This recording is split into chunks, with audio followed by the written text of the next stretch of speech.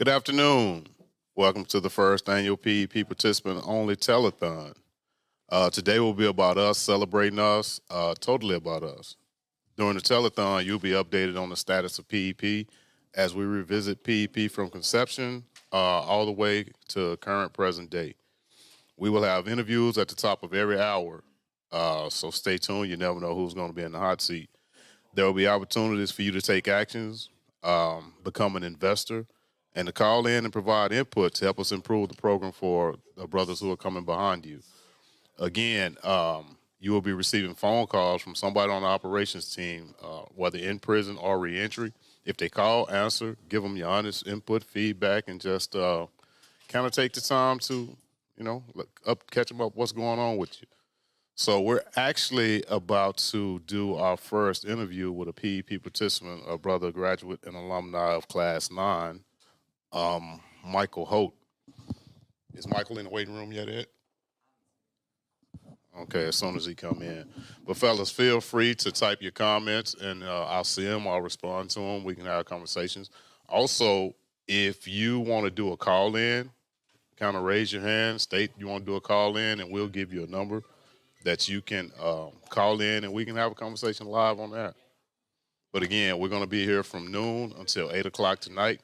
And we will be covering every class that has ever been active in PEP, whether you graduated or not.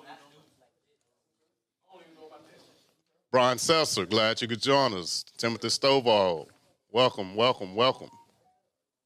If you see some brothers who are not here, you know them, reach out to them, tell them join.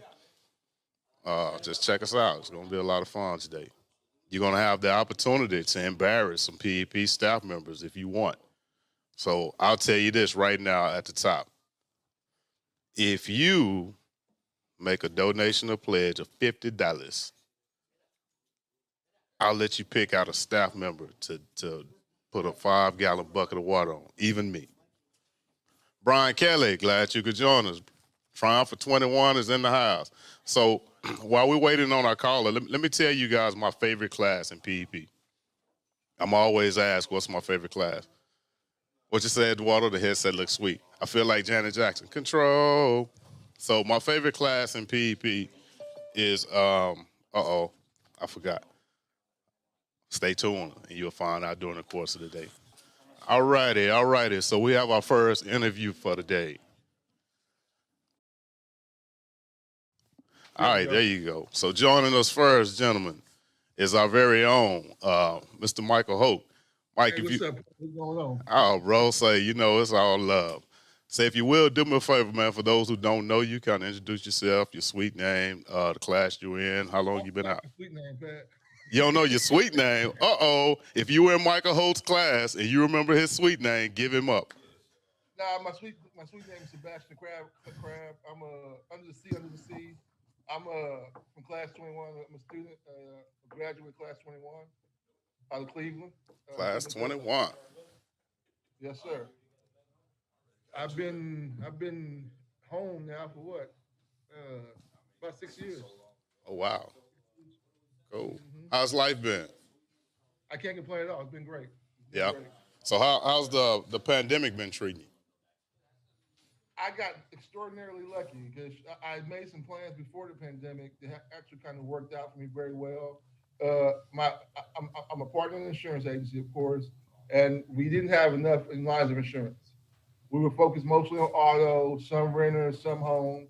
We were weak in commercial. We were weak in the some of the extra event products like sporting events, large or corporate events. So I was like, look, some of these things we're already attending. So we need to make sure we need to have we got to go to the door like this. If we're at an event, we got to go. Of course, if it's a fundraiser to help raise money, right, or to help people, right. But we also got to look at different ways that we can help the people business wise that we're volunteering with. So we just made a bigger push to add more lines of insurance. Long story short, across the board, we were always set to work remotely. That was always my preferred method of working. I'd rather take a phone call or email than have people in the office if I could avoid it. So when they start limiting people's ability to move around, or they start having stay-home orders in place, I was able to kind of like that didn't really affect us too bad. So we took that, then we were geared to work that way. Then we added more products. So our year was kind of like it kind of didn't affect us a whole lot. Cool, cool. So it's just a Only matter I of guess putting innovation in place. well, I would call it, yeah, I guess we made some changes. I don't know if there's anything innovative per se. We just basically is using the tools that are already out there that we should have been using. We kind of sat down, and looked in the mirror early before this even before the year even started, and then we made some marketing changes as well, which is kind of like my position, and that's put us in a good spot, a better Okay. spot than probably some other companies. Yeah, you're one of the brothers that I kind of follow closely from afar because we're connected on every social media platform, and I see that you have your philanthropy runs deep. And that's something that I admire about you, and you're always involved. Even through the pandemic, I noticed that you've been doing a lot of give back opportunities, and I think you actually just posted something 2 days ago about give back. Where does that come from? I'm a product of those types of initiatives. Okay. I didn't come from the best neighborhood. I didn't come from this affluent family. We weren't taught the importance of service. We weren't taught the importance of donating. We were taught the importance of kind of staying out of trouble if you could and taking care of your front yard, which is not a bad strategy. But as I walk through life and I see the people that I've been blessed to have like in my life to be like a mentor, it was a program like PEP. I remember we were growing up as kids, we were pulled out of East, I guess, Southeast Houston, near U of H, and we've been taking the rice for a mentorship program in middle school. And at the time, I didn't realize the scale and scope of where I was at, right? Okay. Like, that's a big step from coming from, like, if you're off of a Telethon Road and 45, next thing you know, you're sitting around with kids and Rice, kids you would never met, but with somebody saying, look, I know where a great bunch of kids are at. They're not in the nicest neighborhood. They're not in River Oaks. They're not in Lamar. I mean, they're not living in Bel Air. I want you to bring these guys here one day we got to see this guy. You might go through these bumps in the road, but at the end of the day, those guys taking that hour out of the week, that's going to be reflective for you somewhere. Okay. You know what I mean? It's going to be, and for the kids who don't have access to that, or the people who are just life chances they get caught up in. I'm a real big proponent. If somebody hadn't reached back in there and grabbed me and pulled me out of there, then I might not be where I'm at. Well, I wouldn't be where I'm at right now. Okay. Because it's so easy to get like all this misinformation, right? We see it all the time in the news. We see it all the time in popular culture. Sometimes you can get somewhere at home. So you kind of need to have this additional sources of people reaching out to you, communicating with you to help you broaden your horizons. That's probably what I mean. Okay. Hey, Mike, can I get you to speak a little louder or closer to your mic? Oh yeah, sure. They say they Just slide can't a hear little you. bit for you. I have All a right. question also, thinking that about you. You've been out 6 years. You've been doing your business, and if you can remember all the things that we did on the inside, what is one thing you feel would have been beneficial had we have taught it on the inside that probably would have been more useful for you or probably be more useful for these brothers after they get out? Well, I think one thing. Every member of the program has a different background, different story, different goals, different ambitions, right? Uh, and everybody has a different level, I guess, where they're in their walk. I think me and Roger Bewley, I think we had a conversation one time about finding opportunities for more guys in white collar industries, the PEP or getting more access to more tools. I think you might not remember, but I would follow you around asking, hey, I need a computer book. I need a book about this program right here, about this social media platform. You're like, dude, just use the books over here. Because it's not just about business, or growing your business. It's also about developing character and about your growth. And we talk about everybody's at a different level of walk. Sometimes don't worry so much about the money, right? Just worry Right. about getting some other things corrected first. Then these opportunities will be there down the road. So long story short, I would like to see more opportunities for people, more encouragement for people who had aptitude for white collar type jobs. I said a lot of guys I think would probably be really good, maybe in marketing, maybe in sales. And you get a lot of good sales training. Don't get me wrong, but maybe so as far as the fact of doing it, you get your sales training. It's great from a corporate background. You're gonna use it in everything you do. But I like the idea of guys being like, look, let's start a marketing agency. We got guys who are artistic. We got guys that go with graphic design. Let's show you how to harness that so much. But besides that, this is really a great program. There's not really a whole lot to really pick at about it. I think it's probably, I don't think there's anything else like it. I mean, I don't think there's anything else comparable to it in the country as far as how comprehensive it is. So, but I guess there's always room to like the next pick. And I guess you got to really have to let's take a vote on that. I guess from guys like me, guys have been through it, from executives, and just be like, I guess you had that process. You want to examine it. Just be like, no holds barred. Like, hey, no, what can we do to be better? And just throw it on the wall. Just be straight up with us. Be level with us. We can take it. Like whatever it is. We'll go from there.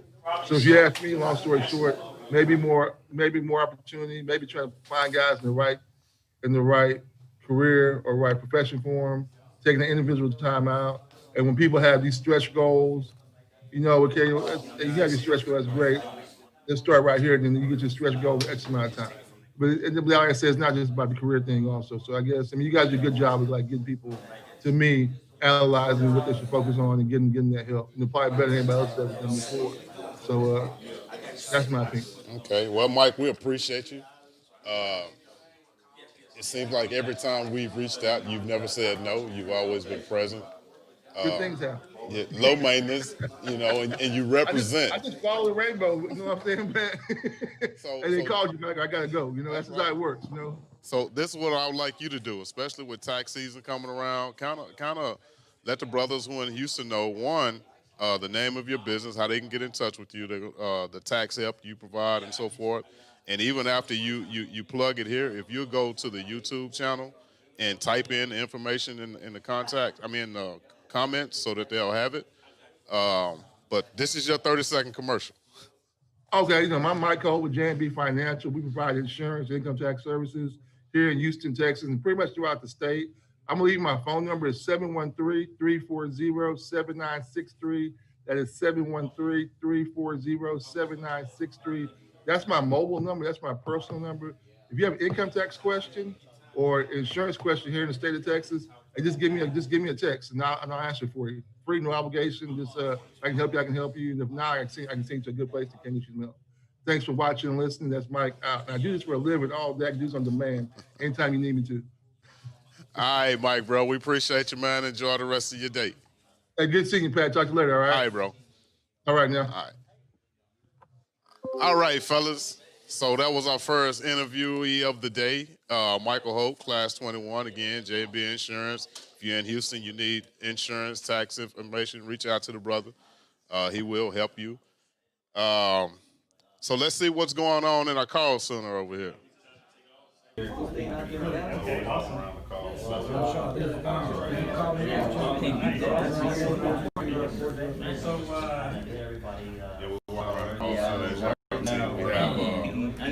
operations team hard at work in prison re-entry, working together, making calls. Some of you are receiving calls, or you will receive calls. Feel free to comment in the comment section. If you would like to get online, do it live. Raise your hand, put a comment in, and we'll get you on. But this is how we're doing. Working together collectively, calling you. If they haven't called you, they will call you. But again, if you have a desire that you want to get on and you feel you have something to say and you want to add some input and do it live, feel free to put your comment in the comment section, and we can get you on and we can have a conversation. And with Class 8, we were afforded the opportunity to basically start a facility to where we could build out the program to more than one day or three or 4 hours a week. And Class 8 was a recipient of that. During this time, we're going to actually have two interviews during this segment. The first being with Ruben Mauricio, who was not only a peer educator, but also the first winner of the B2B. But we will not be talking to him about the B2B. What we'll be talking to Ruben about this hour is Ruben was one of the innovative minds behind Effective Leadership, which is known as today as Leadership Academy. And we are going to talk to Ruben within the next few minutes. Is he on yet? Okay. Yeah, but as soon as he joins us, we will be talking to Ruben. Again, fellas, if you have any comments, questions, feel free to type in the comment section, and we'll get them answered. We'll respond to you. I'm not sure who all is in right now, but if you are, welcome. Thanks for joining us.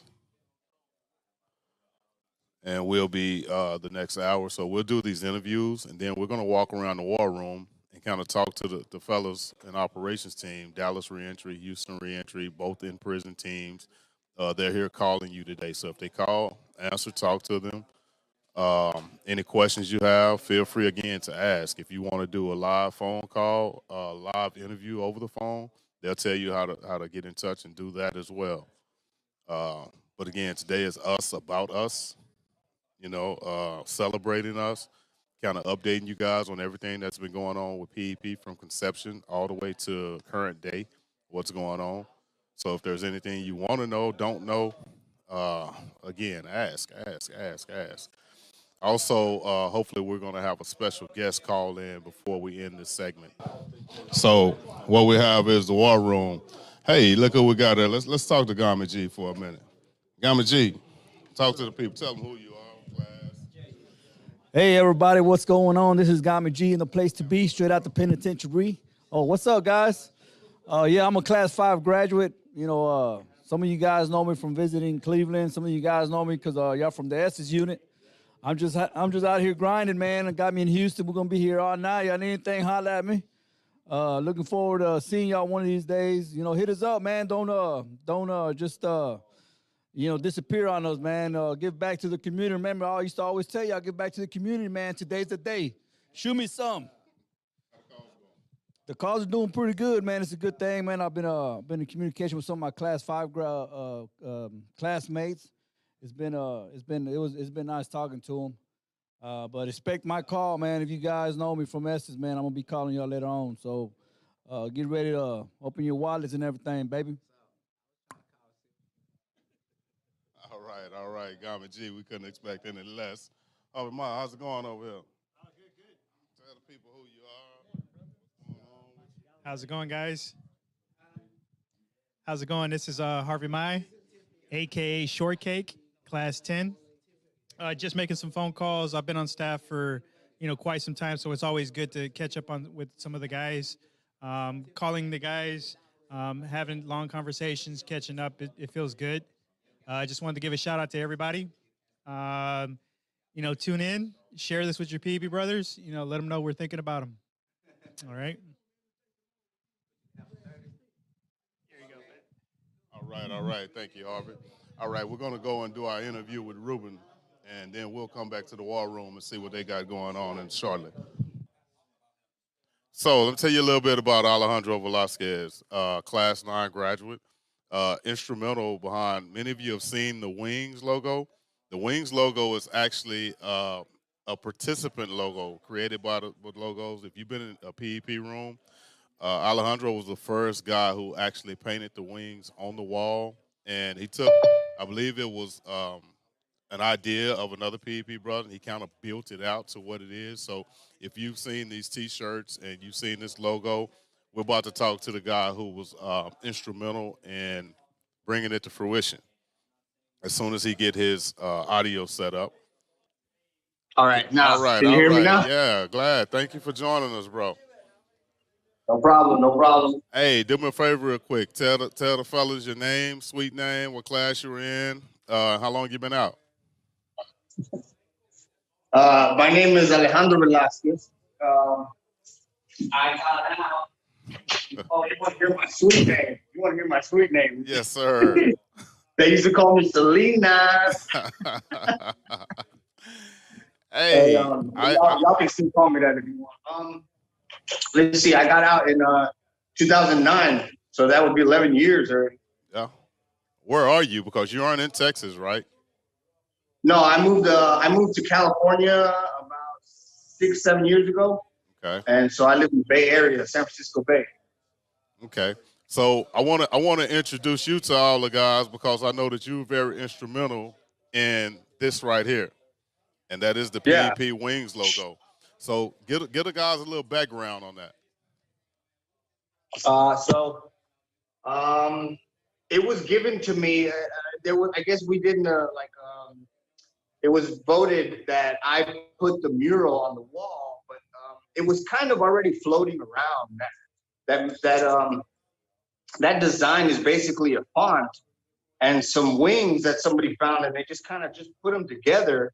And it was just roughly done and stuff. But when I put it on the wall, I kind of made it my own and fixed some imperfections that it had or whatever. But I also had help with another PvPer in my class.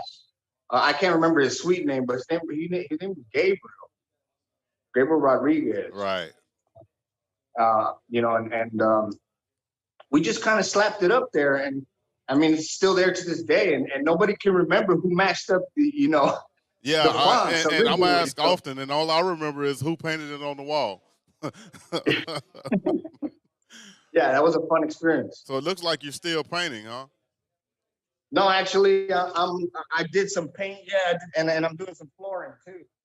This is my old apartment I'm moving out of, so I'm Okay. doing something nice for my community. Okay. So today is kind of us about us, man. You know, we're providing some history as well as updating on where we are today. And I just kind of wanted the guys to put a face with the guy that we associate with this logo. And that's why I kind of asked you to take a few minutes and join us. Anything you want to say to the guys? Man, I haven't had a chance to go out to the unit and visit the guys that are inside, and I haven't really stayed in contact with the guys outside in Houston for a while, except for maybe Steve Martinez and anything. I don't know if he's on there right now watching. One of the best things I did was fix my credit, man. And it's more valuable than money.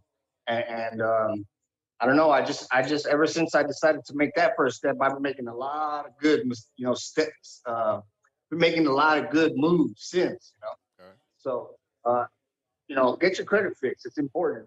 It doesn't mean nothing. Well, bro, thank you for joining us. Look forward to a phone call that you're going to receive later today. You know, they're going to give you more input and kind of lace you up on where we are, what we have going forward, and how we want you to stay involved, even from California. Yeah, definitely. So I signed up. I hope everybody else does too.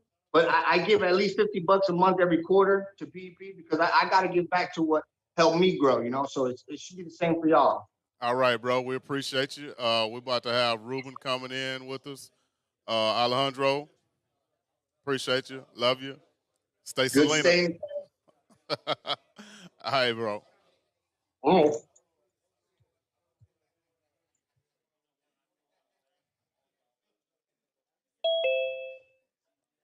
Hey, there he is, the man of the hour. Hey, Ruben, I know who you are. So won't you take a minute to kind of let the guys who are watching know who you are? Ruben, your name, sweet name, class you were in, how long you been home, a little bit about what you're doing now. Unmute your mic. Your mic is muted. Hey everybody, my name is Ruben Mauricio, Class 8, Twinkles. Man, we just been really busy, man. We've been blessed and got a lot of good support from the PvP network, man. I mean, this is awesome to see everything I've always wished for is coming true. So it's just beautiful, man, finally to see how hard work does pay off. Okay, well, most of these guys who are watching know that you're the winner of the B2B. We've kind of had that video out, your story out circulating. But what we wanted to talk to you about today, because we're talking about PvP from beginning to where we are. And in this segment, we're talking about the full program. And many people don't know the history of Leadership Academy. And because you were one of the brilliant minds, probably the driving force behind effective leadership, which today is Leadership Academy, is why we wanted you on today. And I think one of the things that I want to know is what was going through your mind at the time you felt like, you know what, we need this piece for our guys to be better and more effective. All right. I think, man, what it started from with me was realizing, man, that I needed to be 100% into this transformation. And when I came to accept that I needed to be 100% in, I needed to take a hard look at myself in the past to see what made me the man I was at the time, that I made that decision. And then, after reading a lot of books and listening to a lot of mentors coming into PvP, I realized, man, that I couldn't do it by myself going into the future without any role models or people to look up to. So I put that together and I was like, man, I need to do some really hard soul searching. And then from there, I need to make the adjustments so I can, navigate to a better future. So that's where it came from, was just the need. It was really, I was just done of, playing games with myself and, my past. So that's where it came from. Cool, cool. I vaguely remember a slight debate that you and I and another graduate had immediately after graduation, and in thinking about that debate that we were having, and thinking that you're the guy who created Leadership Academy, and I was like, when did that light go off? Because I don't know if you remember, but you and I and Grishon was having a Mhm, conversation about change, mhm. and he, of course, wasn't agreeing with what I said, and you were kind of like, well, I think it's something different. You remember the conversation we were having? Not really, man. She's been so long. Because it started out because my opinion was we have to do different when we get out and be different. Oh, yeah. Mhm. And you were kind of like in the middle, mediator what we had going on. Long story short, I think he ended up back in prison with 80-year sentence with that same mindset. And to think that Yeah, you sit here, the driving force behind Leadership Academy, I just want to say thank you. I Uh, appreciate it, man. First, for you getting to the point to where you realize, I have to do something different. But then realizing this is something that all the brothers can use. And Oh, what yeah. it's grown through today and what it's continued to grow through based upon your initiation, again, I thank you.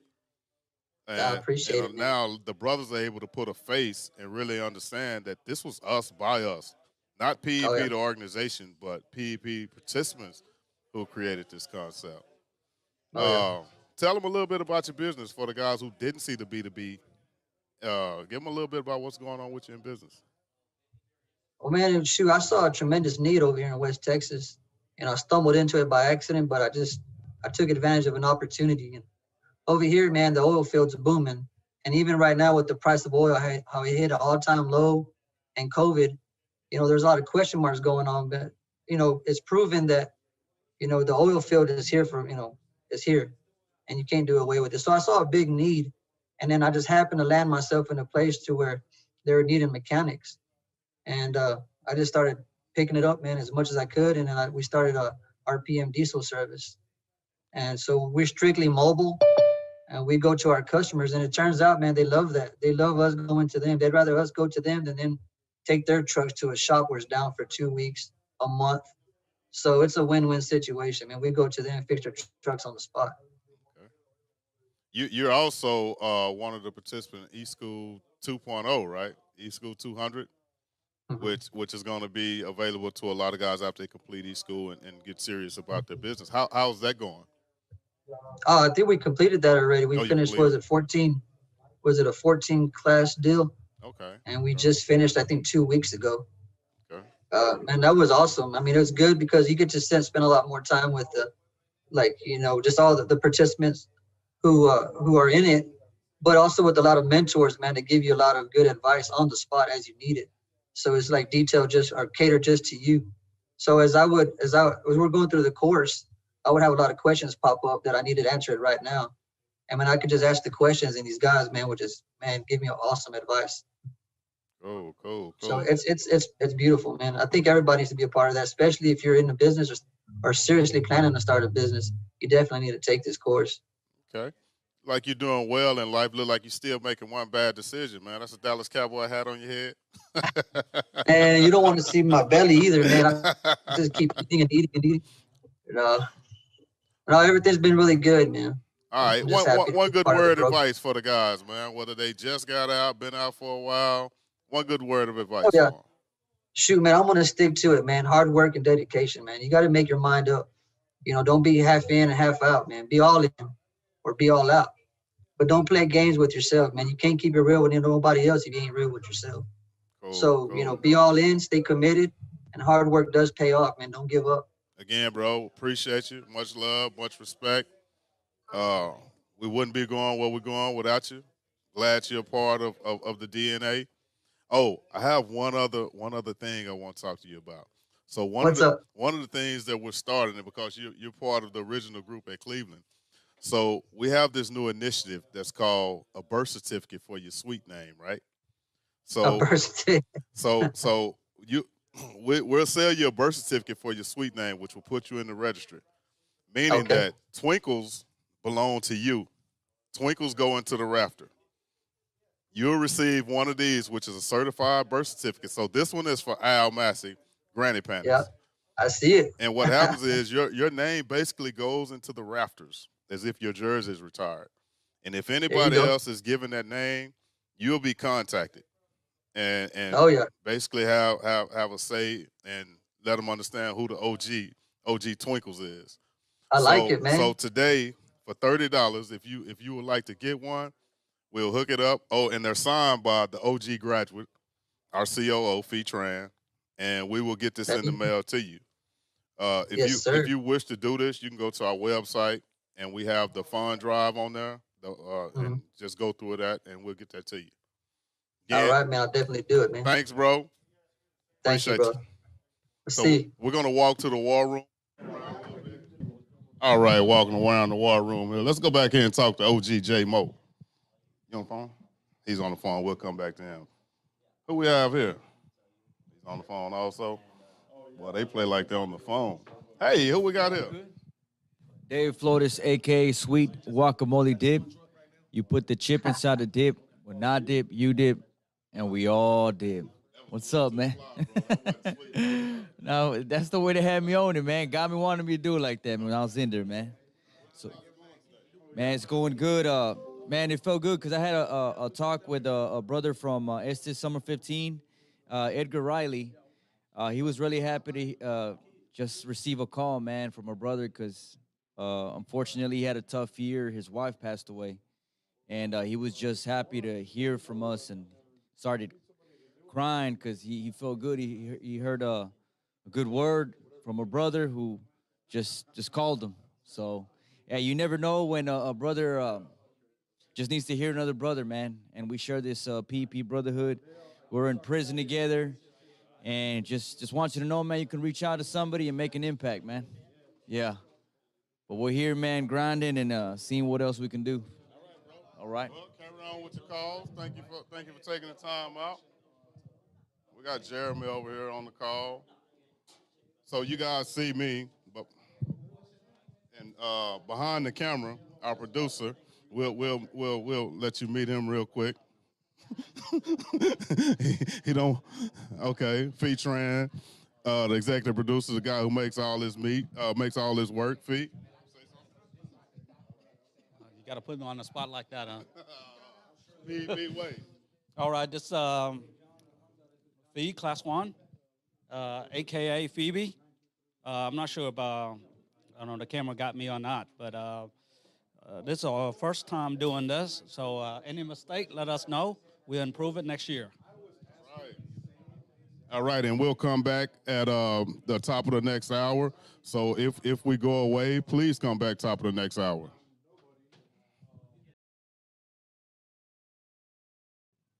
All righty, welcome back, fellas, to the first annual PEP Participant Telethon. Joining me live now in studio, in house, Class 8 graduate Davis Nguyen, aka Baby D. So in this segment, we're going to be covering the establishment of PEP at Cleveland, as well as bringing on Cleveland. As well as bringing on Estes. And it's ironic we start with Baby D because Baby D was one of the only participants on Cleveland who had the benefit of experiencing PEP on Hamilton. So, in thinking in terms of that, how was it coming to Hamilton for one day for graduation and then being one of the first guys at Cleveland? It was interesting experience.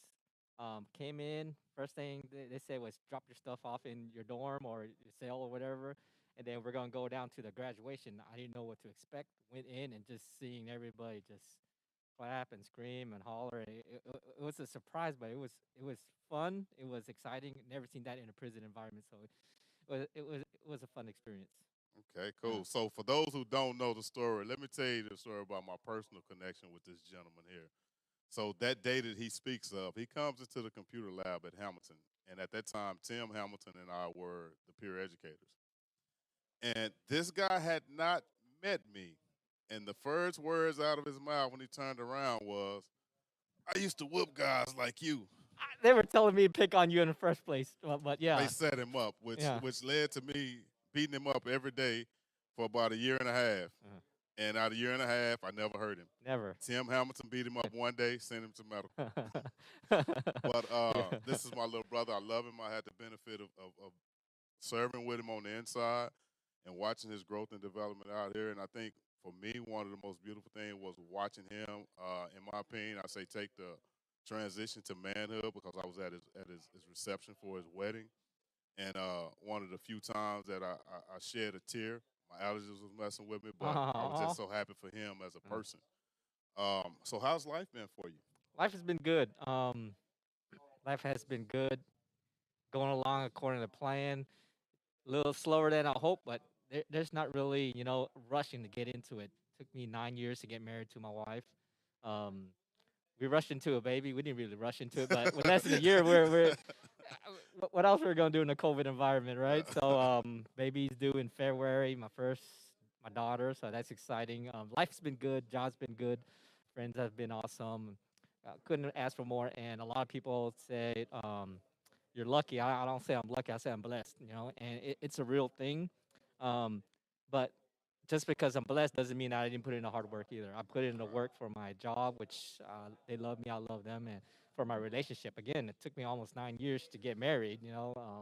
So everything takes work, dedication, focus, commitment. But at the end of the day, life is good as long as you follow through. So it's been good. Cool. Again, this fella here is a direct representation in human form of what it means to be persistent. Because I remember when he was telling us his plan on the inside, and so many people were like, "You're not gonna be able to do that because of your background. You're not gonna be able to do that because of your background." And was your first job with PEP when you got out? First job, no, it was a server at Kim Sun Restaurant. Okay, Yep. Kim Son. But he came to work here at PEP in a position. What was it? Character. I mean, not character. What were you doing? Project associate. What McCabe was doing. Yeah, so he basically was a file clerk for development. Yeah. And File clerk.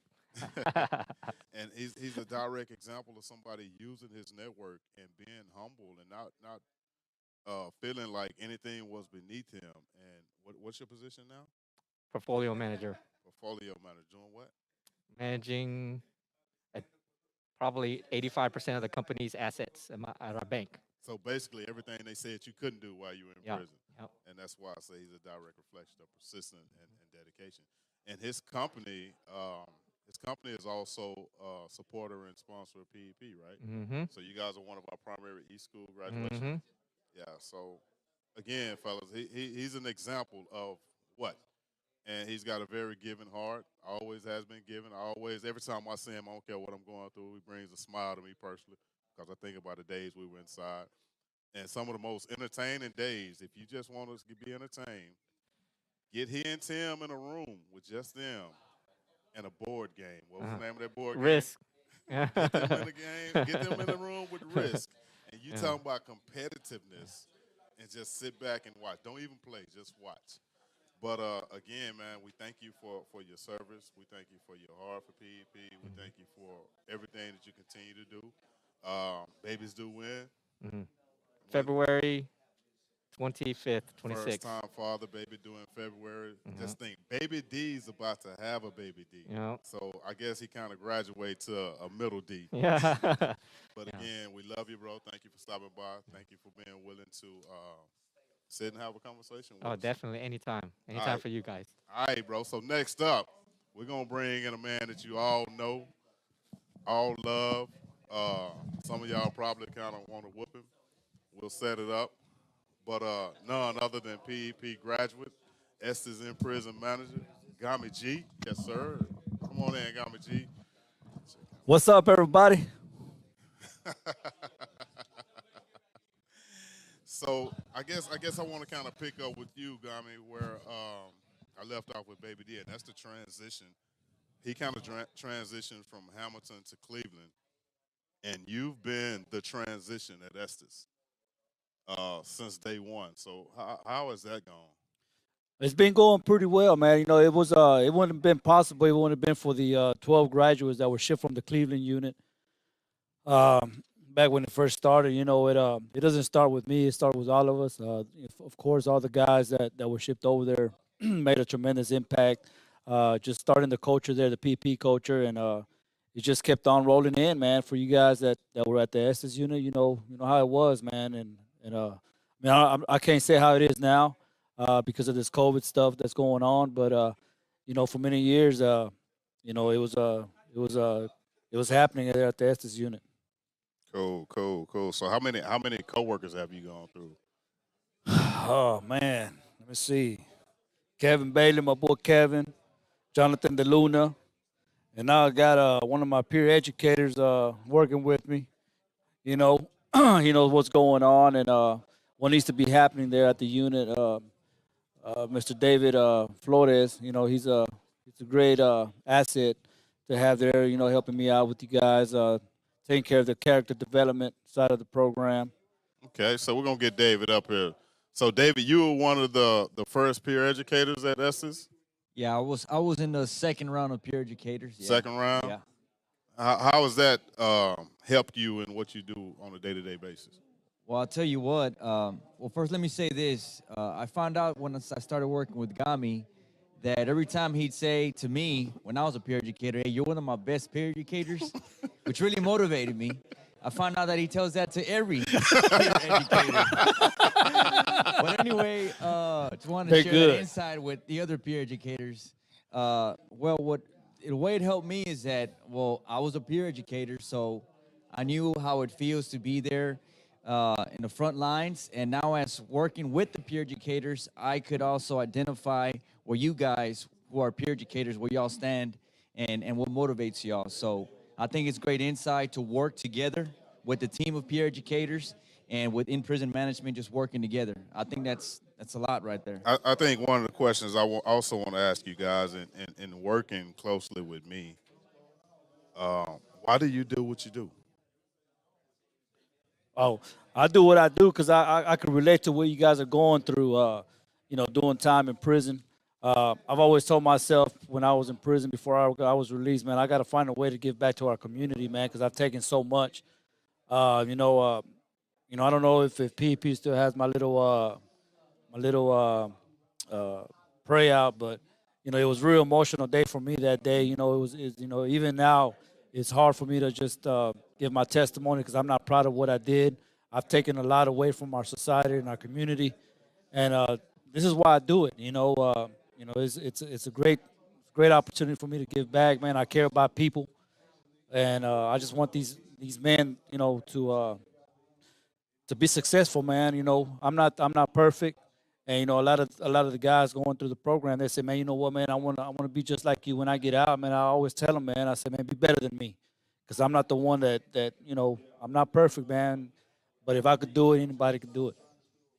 And well, for me, just same thing with Gami. I just honestly, you heard it from me many times inside. Y'all my family. When I go back to prison, I feel like I'm at home. I know I don't want to be there. Like go in there and stay there.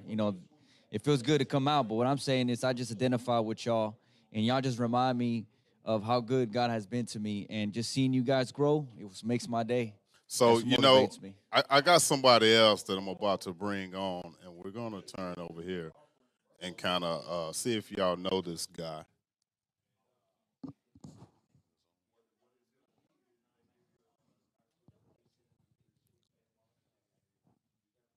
I want to send out a shout out to my boy Tim Chambers. You know what's up, baby boy. You know, Christopher Monroe, what's up, boy? Gami Garcia, I see you, boy. Okay. Yeah, so I asked somebody to join us in this segment, man, because I feel like to me he kind of embodies a little bit of both of you guys. Okay. Well, Okay. it wasn't this guy, but it looked like we got a Bruce special Willis? guest. We got a Oh, my special bad, my guest bad. first.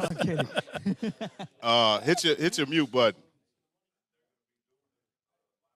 What up? So I want to ask you first of all, are we talking to Bryan Kelley, the CEO?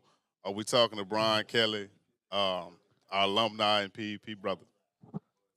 You talking to Bryan Kelley, class 21, triumphant 21 brother, who has spent the last 15 days on lockdown because of COVID. Come on, I man. actually have been eating soups at Come night. on. I know what it's like I've been going to the front door looking to see if I got a Johnny out on the front steps. I haven't seen my Johnnies yet. It's been a rough patch. So, yeah, I'm coming in the brotherhood. Right And you don't have a celly. now. I don't have a I think you need to get a puppy after this, bro. I think you need to get a I puppy. may need to get a puppy. Yeah, I'm gonna name him PEP if I don't name him Gami. Uh-oh. It's gonna cost you, man, if you do. So today we got Dallas here with us, man. You know, we all family, have family reunion, reaching out to the brothers we ain't connected with, man. Many in similar situations like you. But whereas you know you're not alone, some of them are probably feeling alone, so it's a great time for us to be reaching out to them. And we're doing a lot of things, man. So I just want you to know that I had a guy who's already pledged $250 for me to get smashed in the face with a pie. So I'm going to do that. I've had Christopher Monroe, who has donated $200 to see me drowned in water. So I'm going to do that. And I'm just glad that they're willing to make an investment in us and what we're doing here. And humiliation is no big thing because it's not humiliation. Actually, I needed to take a shower this week anyway, so I'm going to kill all those birds with one stone. But what's your reason for joining us today? Well, I just wanted to, first of all, say hello to everybody, man. I miss everybody. I haven't been in the prison in way too long. I haven't got to interact with anybody for the last 15 days. And so I was looking forward to some sort of interaction. I hope to come off quarantine this weekend. So, man, I'm just reaching out. But I also want to kind of highlight that with brothers. I know holidays can get tough sometimes and you can feel lonely, but we always have the brotherhood that we can reach out to.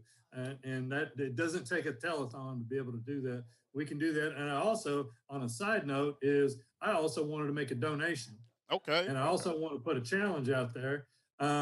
There's two things I want for my donation. Okay, let's hear it. Number one, I want to register Dorothy. I want that to be locked. I want that birth certificate for Dorothy. And secondly, I want to see Pat McGee against Gami Hasso in a boot scoot boogie across that floor. I'm going to donate $1,000. Oh, come on, somebody. First of all, what's a boot scooting boogie, bro? Man, I want to see the boot scoot, the dirty dog. Dirty dog race. So Yeah. you want a birth certificate. Grab that for me, David. A birth certificate and Gami and I in a dirty dog race, and you're going to donate $1,000. $1,000 going down. Done. So for those of you all who are watching us and wondering what this birth certificate you speak of, so one of the things we're offering to you today is this. It is a birth certificate of your sweet name. And what it is your name is going to go into a registry, whatever your sweet name is, making you the OG of your sweet name. So if anybody has ever issued your sweet name, you will be called or we will contact you, and you will have a say, kind of like your jersey is going up in the rafters. So Bryan Kelley will be getting one of these with a seal sent to him, putting his name up in the rafters. Hey, All Pat, right. show that to the other camera. Show it to the other camera. We can't see it. Well, your camera is There you different. go. Your camera is There you go. different. You're on the Zoom. Okay, gotcha. But for those of you all who are on YouTube, this is what it looked like. All right, Bryan Kelley. So I tell you what we're gonna do when we go into break. So I'm taking a pot to the face. I'm taking water, and for your $1,000, Gami G and I are going to have a dirty dog race, and we're gonna do it on Facebook Live in the Brothers page. So for those of you watching, when we get off of here, go to the PEP Brothers page and witness this because our word is our bond. Oh, actually, hold up. We're going to do it on here. We have the capabilities to take the camera out, and we're going to do it on here right after this. Now, as a disclaimer, I'm going to say this. I have never done a dirty dog race. But in my competitive nature, I refuse to be defeated by Gami G in a dirty dog race. So I plan to leave here victorious. On my word. But again, bro, thank you for joining us. Hope you're out of the house soon. We need to see you in office. Okay, come on, somebody. Oh, actually, we're going straight to the dirty dog race right now. You got 6 more days. 1, 2, 3, go.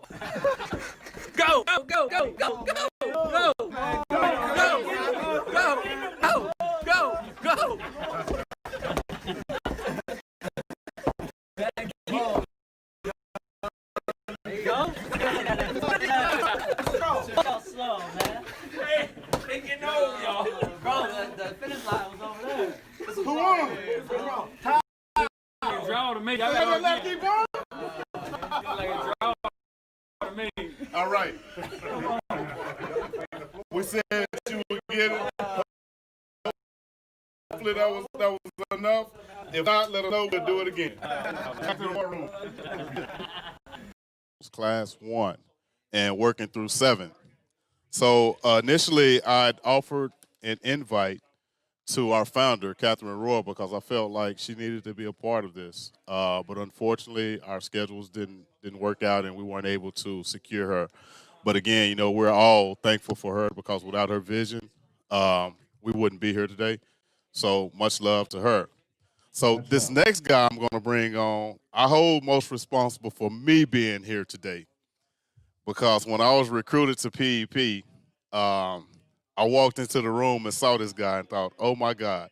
So before I go into this story, I'll give him the opportunity to introduce himself, his class, and how long he's been out. Welcome, Chris. Thanks, Pat. Man, it's an honor to be here, honestly. Man, honor.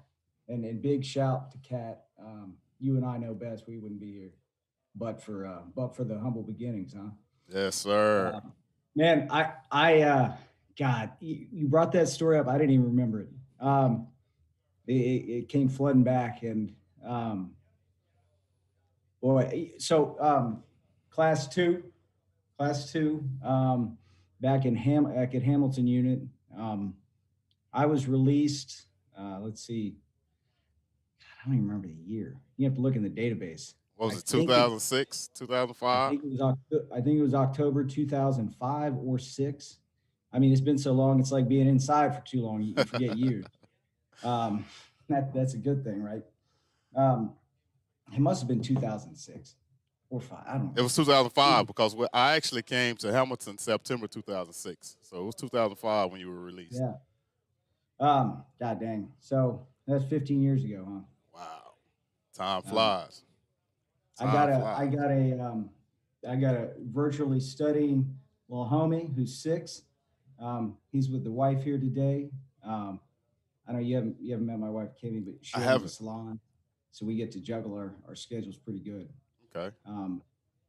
Man, there's been I can't even begin to I know you're going to ask me this question, but I can't even begin to dive into how much PEP's done for me personally in my life and sort of where I started and where I'm at today.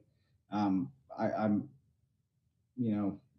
blessed to be able to. I run a nonprofit here in Dallas called Youth with Faces. Right. And we help teens coming out of the juvenile justice system here in Dallas, in the county system. So, like me, a lot of the teens, and probably like everybody who's probably here with us today, we didn't start getting in trouble when we were 20. It started a little bit before that. So, anyways, I think that's it. I'd love to hear the rest of this story, man. I want to know. I'm going to go back to the day that I first met this guy.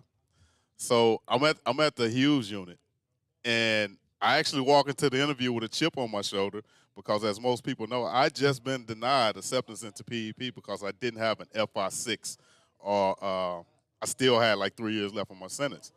But as ironically enough, I walk into the room and I see Chris and I see Kat sitting at the table. And at the time, I was a lot more chill and reserved than I am now, of course.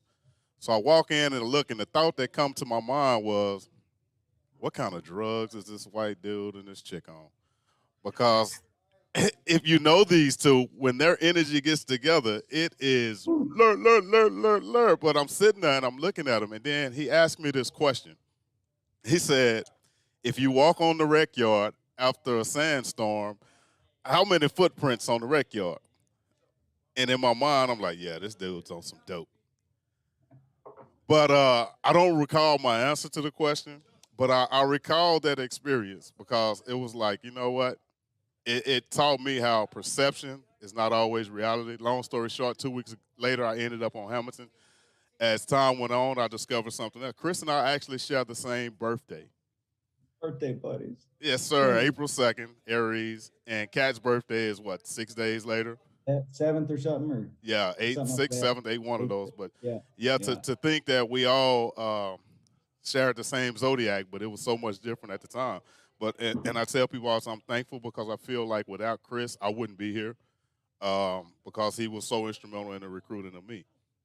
But he's one of my OGs. I remember many events we had at Hamilton, and I spent time joking with Chris and kind of picking Chris' brain.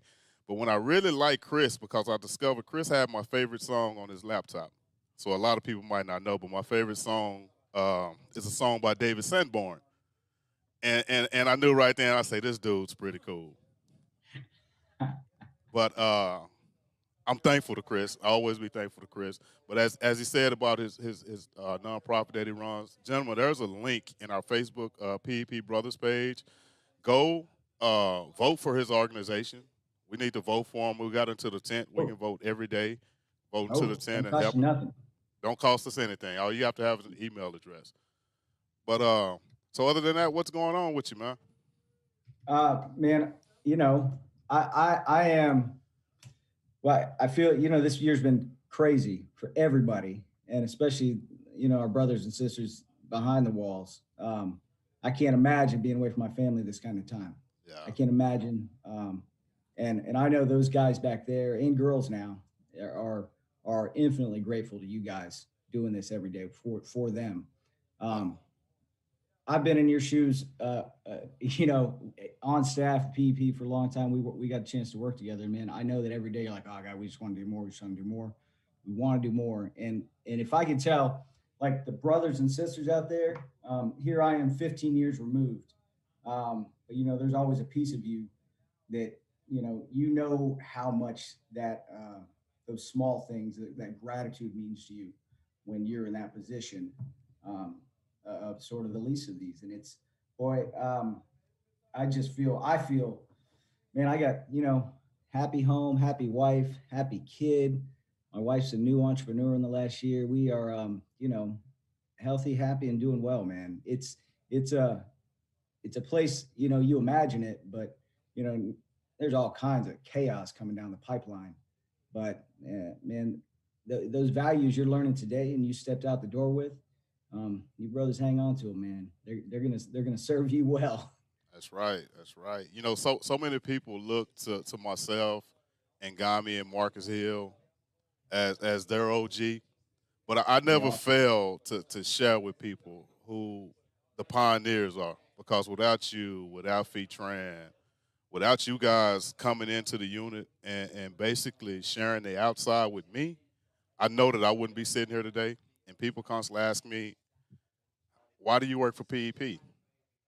And it's one situation that I feel is why I'm still here. I remember it was a graduation, and you guys came into the unit, and y'all had so much joy. Y'all brought so much joy into the unit. And then that following Monday, I remember Kat telling us that she hadn't made payroll and didn't know if she would be able to make payroll. But to see you guys come in with so much energy, stand up to midnight, print business plan, do all that, and still have so much hope, I was like, man, how could I not?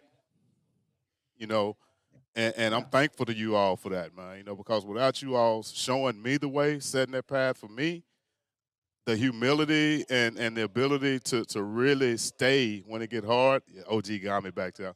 But, you know, it's another OG that he don't know, but I want to bring him on the set because, you know, you two guys, man, you know, y'all everything to me. I saw that pic, man. I saw Gami. I saw Fee. What's up, Chris? Yeah. So y'all two, I mean, y'all understand this. A lot of these guys won't, but y'all understand this. Yes, sir. Microsoft Draw. Yes, sir. But you guys will forever be my OGs. You know, you, Fee. So let me tell you about one of your brothers. The hate that he got, bro. Sean Bowers. I really hope that he's paying attention to this. So Sean Bowers has pledged $250 for me to take a pot to the face. Ooh. Sean Bowers, if you watching this, challenge accepted, bro. After we finish this, I'm going to take a pot to the face. Do you get to eat? Do you get to eat the pie after? Class 1. I'm sorry, Class 1. But we didn't have any pies, but we have a bunch of whipped cream. Don't ask why we got whipped cream in the office. But we have a bunch of whipped cream. And Sean, challenge accepted. I'm going to do that. Hey, Pat, can you tell me how we're following along online? How we're following along online? What do you mean?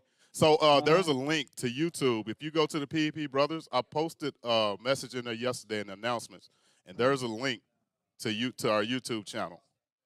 God bless you. Chris, you looking good, buddy. Man, I'm feeling good. That's what I'm talking about. How come Gami lives about a 3 mile blocks. and a half away from me? Right now, we're all looking blurry. Okay. Yeah. There we go. Yeah, Gami lives about a mile and a half from me, and I got to wait to see him on the internet. What? That's cold, ain't it, man? What? Oh, man. I invited you for fajitas far. the other day. You didn't show up. Come on now. I'm going to smoke a brisket Saturday. I'm going to hit you up. Man, you hit me up. I'll eat your brisket. Oh, boy. But I love you, though, bro. Appreciate you. love I you, mean, if man. there's ever anything I can do for you, don't ever hesitate to ask. I want to kind of, I missed you, I believe, at Cafe Momentum. Was that the first you place? guys. But We had split it off, I think, by then. yeah, but I would love to participate and be a part of what you have going on. So hold on before you go. I have a guy here that I don't know if Chris, you remember. I hit you up. I got you. Yeah, but I have an executive volunteer. I don't know if you remember John Hunter. You remember John Hunter? I do remember John Hunter. I have John. He just happened to come into the office, so you know how we do in PEP. We don't hesitate to Yeah, throw people on the spot. throw him So, up here. yeah, we're gonna bring him in. Pat, what can I do for PEP today? What can you do for PEP? Yeah, I'm besides write you a check. Keep doing what you're doing, bro. I think you living your life in the manner that you live in your life. I think that's everything for us. Being an Do my best, inspiration, huh? being an inspiration for those who come behind you. Because, like I say, without you guys, I wouldn't know how. Or my life probably wouldn't even be what it is. But I wouldn't know how to be that example for the guys coming behind me, for my team. So Well, you're made of the good stuff, Pat. Don't sell yourself short, but yeah, I feel you, man. We got to keep on keeping on. So I don't know if you can see this guy that I have here with me, John. You know Chris? I think we've. Class 2 graduate. Oh yeah, okay, yeah. Yeah, so I have John Hunter Been a here with long me, time. and I don't want to miss this opportunity to kind of throw him on the spot. So being that, to me, you were our executive relations, our grant writer, and all of that, give me some good questions for John. Let's ask. I want to know if John remembers, like, what's the first? He was coming back way back in the day. What he remembers about his first time in? How scared was he? Day one, walking into the penitentiary in Texas. I can't say that, Chris, that it was fear or being scared. I was more nervous. What am I here for? What am I going to do? And I've told this story 100 times, so I don't want to bore you with it, but I did not actually go with the best of intentions.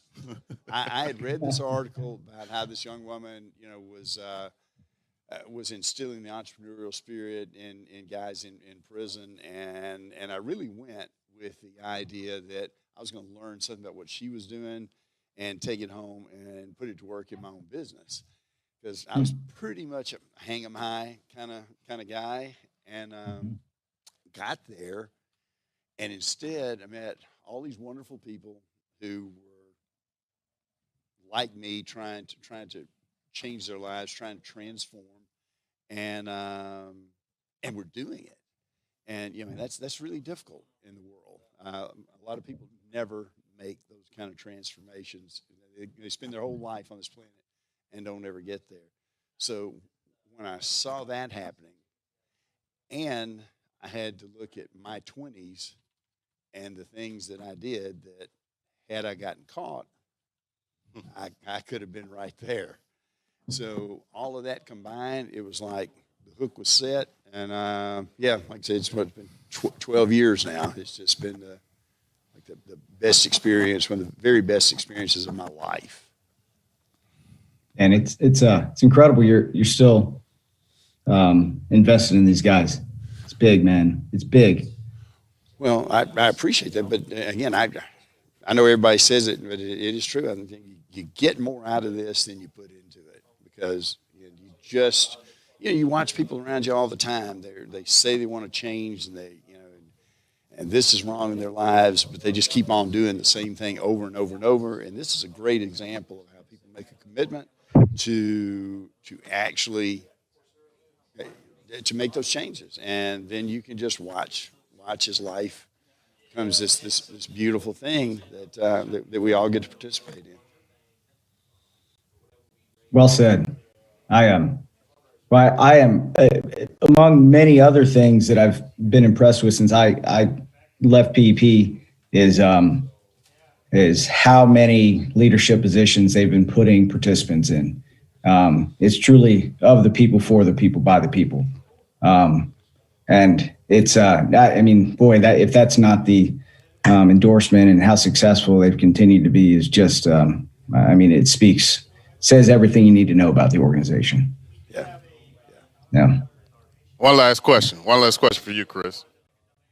So in the movie, who plays Chris Quadri? Oh, good Lord.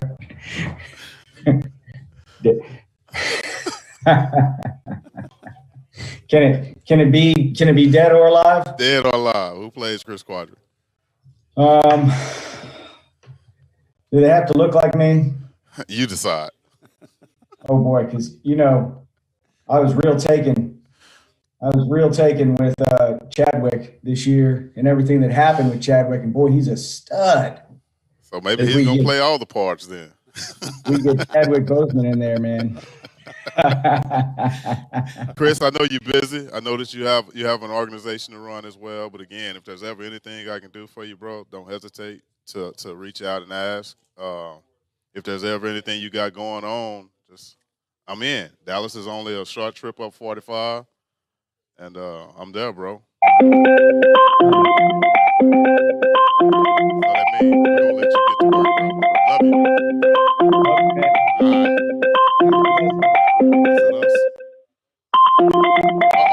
Just a minute, fellas. We got a phone call coming in.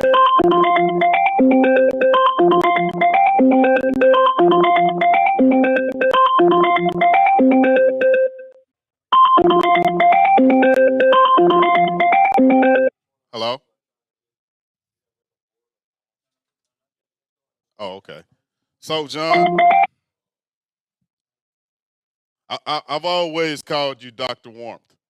Because I think from the year that I got out, you've always supplied jackets, and I think you're here today because you're bringing something that's going to bring warmth to these guys. I think being in Houston, a lot of us don't think about jackets, coats, and blankets and so forth. We thank you for that, but I guess I would ask you why.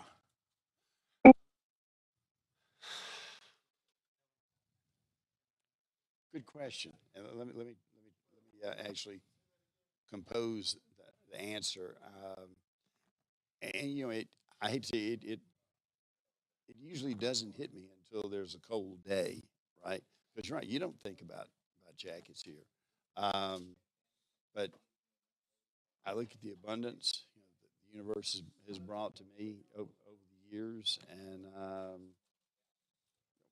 why wouldn't I share that and try to make sure somebody else is just as comfortable on a cold day here as I am. That's a beautiful thing. I admire your heart, and I look forward to the day to where I can provide a new jacket, and I'm not just having to give my old jacket to somebody, but in a position to where I can every year be that blessing to somebody. Again, I thank you for your heart. Oh yeah, one final question. So I remember a few years ago, John Shaw and I came and helped you move, and you had a dog that was the size of a small horse. Do you still have that dog? No, unfortunately, Nelson timed out on me. Oh, wow. He made it to about 10, but the giant breeds don't usually live much longer than that. Okay, what kind of dog was that? Best guess would be a cross between a Great Dane and a Labrador Retriever. Yeah, that was a huge dog. Yeah. That was a huge dog. Yeah. John, we thank you for taking the time to sit with us for a minute to kind of join Chris and I. Anything you would like to share with the fellas before we go? Just never give up, never Never say give up. die, never quit.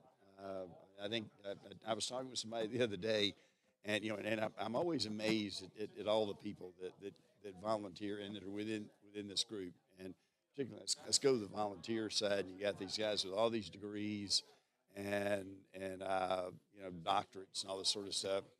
And I just think I'm the poster child.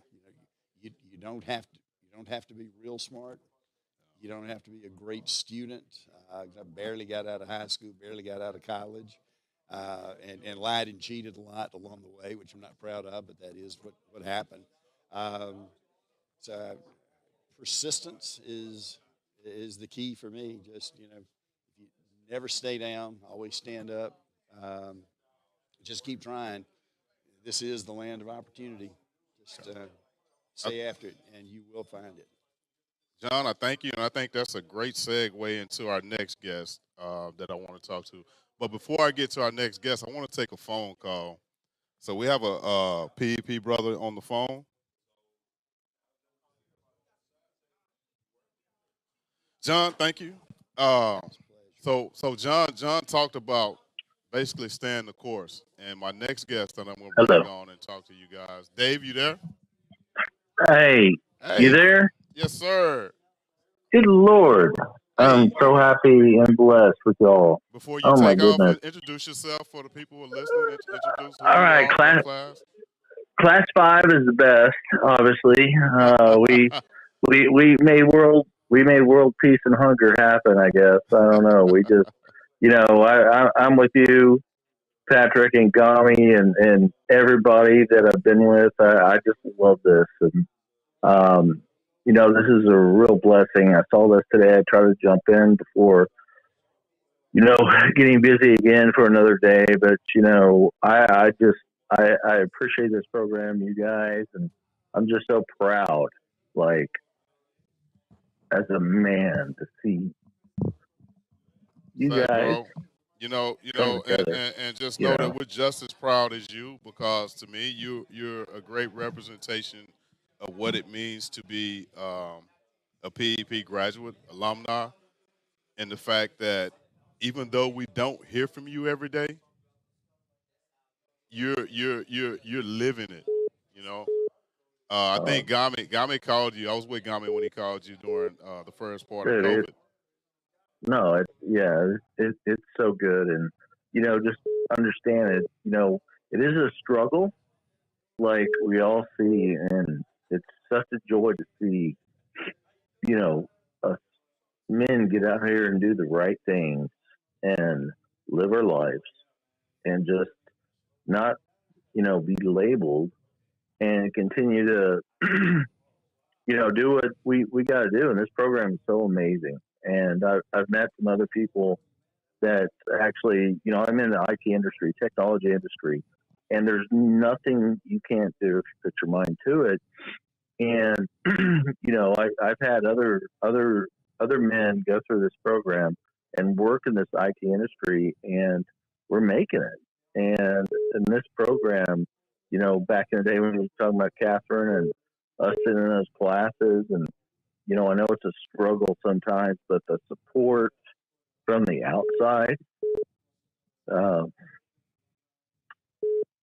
the sorry, the contributors, to this, and that support that sees who we are and what we are is the most important thing that we need, and it continues to help. And man, Patrick, I'm so proud of you. I'm proud of all you guys. Bro, me It's personally, been good. I like to think I'm a product of my village. I Yeah, have the people in the village who support me, enable me, and empower me to be blessings to others because without them being a blessing to me, there is no me. and, They provide the platform, they provide the energy, they provide the encouragement and the motivation because yeah, left to my own vices, I wouldn't travel very far. You know, and it's by the grace of God and the people that He had placed in my life to show me and hold me accountable to accountability. You know, so I'm grateful. It's because of all you guys who y'all may think that I've touched y'all life, but it's because of the way that you've touched Well, my life. you know what? You know what, Patrick? The epitome of PEP is what I see with you guys. You know, I grew up with you guys, you know, in prison and going through this program. But, you know, at the end of the day, you seriously, you epitomize what we have to do coming out of this program and getting our lives together and being family and being fathers and being, you know, our careers and just, it happens and it can. And it's just, you know, staying with it and being strong. And I think, you know, the values, you know, that we have, and the biggest thing was the integrity. I look back at, you know, when I was in class 5 was integrity was the biggest value. And some men didn't make it. Some of us did. And what we did in class 5 was amazing, right? Yes, sir. I just look where we're at, and I'm very proud. Cool. We thank you, bro. Glad you took the time to call in and Yes, join us sir. today. I got to jump on a conference call because I got to work for a living these days. So, you know. All righty, bro. Again, do. thanks for taking the time. And Gami already making plan to get you in prison as soon as he Yes, can, man. sir. But I we need to love get back you. there, man. You know where we are if you ever need us or just want to just talk, chop it up or whatever. But we'll be reaching out to you again. Absolutely, brother. We need to do some weight together sometime. So, Bet. all right. All right, Hang man. in there. Love you, Dave. Love you too, brother. Bye. All righty. So as y'all can see, I have on set with me another brother. You've heard our last two speakers speak about struggle, and I'm kind of glad that he's in the office today because this guy to me is the epitome of struggle, bounce back, humility, and desire. First of all, before I even say any more, I'm going to let him introduce himself to you. My name is Charles Hahn, aka Chatterbox. Originally Cheddar Bob, later turned to Chatterbox, and y'all probably figure out why by the end of this interview. So how's it going, man? Couldn't be any better, man. Life is just blowing me away lately, man. I can't describe to you just how good life is. I mean, I've never experienced where I'm at today. I've never experienced it in my life in any way, shape, form, or fashion. How long have you been out? On a 7-8 years. 7-8 years, roughly. The whole 7-8 years been great. Absolutely not. It's been a rodeo. Yeah, for sure. Tell us a little bit about it. Well, when I first got out, I was headstrong and I had goals and ambitions, and PP kind of. I'm not going to say hype me up, but definitely showed me some aspects like, man, I can do this. I can do this, and caused me to believe a little more in myself. Before then, there was no desire to do right. There was no desire to change what I had. I mean, I didn't have, before the program, I just didn't have much of a desire to attempt to do anything different. Not that I didn't want different. I was just scared of change. If I'm comfortable in the streets, I'm comfortable where if I don't have nothing, you can't take nothing. I don't know if that makes sense to a lot of people. A lot of people are going to say, what? That sounds crazy. That's reality. I never had much growing up, didn't have nothing. And then to fast forward right after PEP, and I got out, it was a shell shock, a little bit of a shell shock. You know, me and Charles, we had this idea that, and Charles is one of my best friends, went through the program with me. Charles Hahn, almost everybody knows about him. We had this plan. We're going to get an apartment together. It's going to be a little efficiency in apartment. It's going to do this, and we're going to save up money, and we're going to do big things, and we did that. We did that. You know, we with the help of PEP, who's seen our goals and ambitions, they made that possible. And all of a sudden, we're in this apartment, and I'm working, and I'm doing well, and everything is good, and I think I'm on top of life. I've got everything figured out. I have got it all figured out. Nothing's going to stop me. But Mr. Pat likes to talk about these women. in our old neighborhoods. And I was like, that dude's crazy. There ain't no way. I'm whatever, man. I'm going to holler at him. I don't care if they. No, I'm not talking to females. I'm not blaming all females. It's not a blame game. But it's reality, man. If you go back to the same old stuff, you always get what you've always got. And not me. I got to figure it out. I got a good job. I got an apartment, everything but a ride. I don't even got a ride yet, but I got life figured out, you know. And I start talking to a friend back in my old neighborhood. And just like that, man, it sucked me right back into my old neighborhood. And I didn't do bad at first. When I first went back, I was okay. Like I was going to start a business there. Everything was going to be okay. My problem was being seen by the people that knew me before for the person that I was, going to the same little gas stations I used to sell drugs at, going to the same little spots that I knew was hot back before I went to prison, just to give my testimony. Yeah. Honestly, like I went there and I would tell everybody, you know, hey, look, man, I got it together, man. Y'all can get out of this stuff. And thinking that I was going to make a difference. Honestly, I started socializing with people. Next thing you know, I started going to game rooms, which is underground casinos. And from there, it was over, man. I was sucked back into the drugs, the alcohol,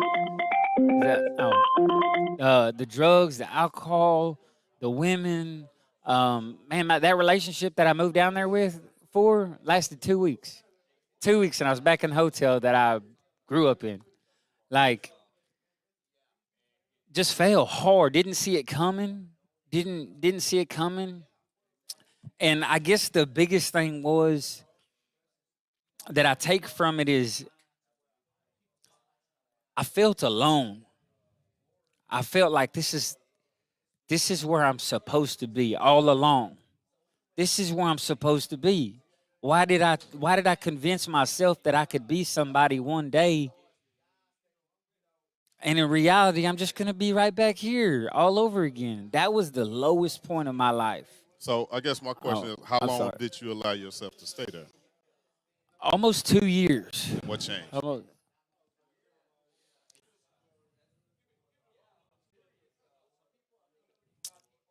It's a testimony itself, man. I was fighting with my girlfriend at the time. I started walking down the service road, man, and me and God are having it. We're having it, man. And I'm not a religious dude. I wasn't a religious dude before this. I wasn't big on religion. Matter of fact, remember in character assessment, I called a dude Ned Flanders because he said I had bad future plans. You know what I mean? Like, church was not my thing. But I know God's real. And I started going hard I started letting him have it. And I remember looking up at God and saying, man, why would you give somebody like me free will? Why would you do that? You've got to be sick. Like, you're a sick individual. Why would you give somebody like me free will? And to make a long story short, man, I started going off on him. And this is funny, man. I landed that day. I landed in a mental hospital, man. I'm walking out. I'm cussing God out. I'm walking down the service road. Some sheriffs pulled up. And they take me. They don't take me to jail. They didn't run my name. They didn't ask me for my ID. They asked for nothing. They just put me in cuffs. They asked me no questions and took me straight to the county mental hospital to get evaluated. They gave me a shot of Thorazine in the mental hospital. I'm laying on the bed and I can't move, but I can think and I can look. And it was just like a ton of bricks, man. God slammed me over the head with a 2x4. You don't want your free will? I'm like, it crushed me. It crushed me. Like, okay. You don't want robots. You want somebody to serve you. It ain't about me. It's about serving. It is not about you. And I received all that at one time. So I called up my wife now, which was kind of like my sister, street sister then. And I said, how did you do it? And they sent me to I went to a rehab, voluntarily went to a rehab. And it was a 13-month rehab. It lasted about 5 months, and that's just too close to a bunch of dudes. I don't know. It only lasted 5 months. But when I got out, I was clear-headed. At that point, and I was like, man, there are people that love me. Before then, there wasn't nobody in the world that loved me. I forgot about PEP. I didn't forget about PEP, but I did. All right. because I'm not going to be a stumbling block unto my brother's feet. And nobody, there's not one PEP brother out here right now that says I've ever done any kind of drugs with him, or I've done any kind of downfall with him, or I've ever hurt him. You know what I mean? In any way like that, you know? So to make a long story short, man, it dawned on me. It was like, man, you know what? PEP, I already messed up. PEP's done with me. I don't have nobody. There ain't no way. And as time progressed, I was fighting this for a year. I was fighting calling y'all up. I was fighting. I was like, man, I already messed up. I'm done for. They don't want nothing to do with me. And God kept pulling on my heart, man, that's where you belong. That's your family. They ain't turn their back on you. You turn your back on them. What are you doing? And then God put me in a position where I couldn't do nothing but come back here. He got me a brand new house in Richmond, Texas. I've never lived in a house in my life. But anyway, God put me in a brand new house down the street, and I have no choice but to come here now. I'm right here by the office. The house is cool. I like the rebound, but what's most important to me is what did you got on the floor? Oh, man, God's just blessing me and blessing me and blessing me. This is my new baby boy. Yeah, little Charlie Wayne. Resting. Yeah, higher. Resting. There we go. He sleep like his daddy though. He's gonna sleep hard. Well, Yeah. bro, you know we all have our story, man. But anybody know me know my thing is it's not what's happening, it's what's next. Amen. It's a blessing to see you display the humility to say, you know what, I messed up, but here I am. I ain't done. But more so than anything, I just want everybody who's listening to this to understand the thing about PEP is that the door never closes. All you have to do is knock. I'm glad you've knocked. I'm glad you always call. Tell that to Harvey. More so than anything, man, I'm glad that you've accepted that responsibility, man. Oh, yeah. It's a lot of responsibility to be responsible for another life. So you most definitely have to be responsible for yours. Glad you came by and hung out with us today. Awesome. Glad you are who you are. Thank you, man. You know, and you don't have to be a robot. Always be you. Without you, without Chatterbox, the world wouldn't be the world, bro. Thank you, man. Keep Love it you, moving. bro. So before we wrap up again, I want to share this with you guys. One of the things I've shared through each segment is what this is a certificate of birth. For a majority of you guys in this segment, class 1 through 7, you don't have a suite name. So what we're going to do for you is today you can get a suite name and receive a birth certificate. So we're offering these up for $30, and they will go in our registry. And what this is, so this one is for Al Massey. I don't know if you guys can see this, but what this does is register the name Granny Panty as Al's suite name, and it'll go in the registry. So if anybody ever received this suite name again, Al will be notified.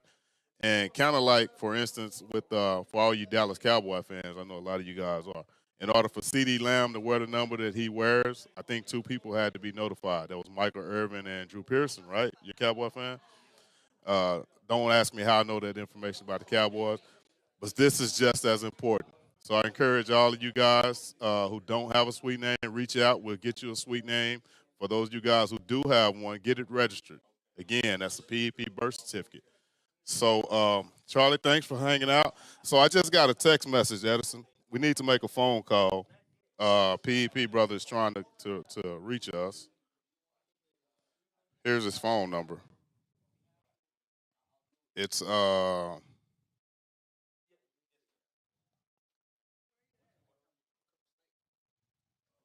is his number? It's 682-220-6696. All right, fellas, I don't know who this is, but he's called me like 5 times. Please leave your name and number and a detailed message, and I will get back to you as soon as possible. Thank you. I guess he blocked At the us. tone, please So let me record have your him call us message. again. When you have finished recording, you may hang up or press 1 for more options. So, fellas, if you're still watching, you're still with us, and you want to call in, put it in the comment sections, and we'll get the number for you, and we'll get you on, and we'll have a discussion, conversation. If you just want to say hello, kind of updated on what's going on with you. If you haven't received a call from a PEP staff member, you will. You might want to hang on because immediately after this session, yeah, that's him. I can't hear it. Immediately after this session, we're going to go outside, and I'm going to take a pot to the face as well as get doused with 2 gallons of cold water. Hello? If you are satisfied with your message, press 1 to listen to your message. Press 2 to erase and re-record. Press 3 to continue. Hey, Chris, if you're watching this, call back. We just tried to call you, and it went to voicemail. Hello. Hey, how's it Hey. going? Good. How are you doing? I'm good, bro. Glad you called in, man. What's going on with you? Not much. Huh? Not much. Just sitting here at the desk working. Yeah. Yeah, we're just sitting there doing a telethon today, man, trying to catch up with brothers and because this day we've dedicated for us, by us. So we're just trying to reach out. Yes, sir. Make sure Say again? everybody's good. We're just reaching out to all of the participants, all classes, kind of catching everybody No. up on where we are. And for the Yeah. new guys, kind of getting them to understand the history of what got us where we are. Oh yeah. Yes, sir. Glad you wanted to call in and have a conversation with us. Oh yeah. We've I've been been kind of texting challenged. Pat now. Huh? Me and Pat been texting back and forth for about 20 minutes now. This is Pat. Is Pat McGee? Yes, sir. I'm watching you on YouTube and you talking, so there must be a delay. Yeah, there's like a 10-second delay because you never know what somebody's going to say. So I hear you. Your voice is actually also on YouTube. And if you is it right now? Yeah, if you've been watching us, one of the things you know is Oh yeah, I'm listening to you right now. I hear you. I see. we've been doing challenges stay in all the day, lake. so it's kind of like after this segment, I'm actually taking a pot to the face as well as a few gallons of water. Gami and I just completed a dirty dog race, so brothers are pledging, and we're taking challenges and doing things. So feel free if you want to jump on that boat. I'm trying to get y'all to do a challenge for my donation. What you trying to get us to do? I want me some Jane Fondas. You want some Jane Fondas from who? I want some Jane Fondas from you and Gami. Me and Gami. Gami G. Gami G. Let me talk to you, bro. All right, so we'll do these Fondas, but you have to make it worth our while. I will. I did. I think. What's your donation? I wrote a check to Bryan Kelley for $5,000. 5,000? Yes, sir. How many Fondas you want? Give me 20. 20? I tell you what, we're gonna give you 25. So you stay tuned to this YouTube. We're gonna go knock these Fondas out right now. All right? You gonna be back? Yeah, we'll come back. So you and everybody on YouTube, I want y'all to go with me and Gami G. We finna go knock out these 25 Fondas and collect this 5,000. I can't believe you did me like that, bro. Can't believe you did me like that. I love it. I love seeing you too. This is greatness.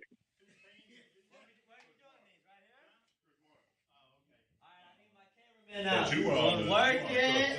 I don't even need to see that one, man. You doing some fun too? Yeah. Look out, Gami. You gotta get in the stomach. Right here, man. We're gonna do it right here. In the sofa, in the Yeah. Get the music. Get out there, y'all. Work it. You're a tiger. Right. There you go. Instagram, Snapchat, all that. Yeah. Get out there, girl. On the stomach. On the stomach. Both legs. There you go. Work it. Work it. On the phone. Woo!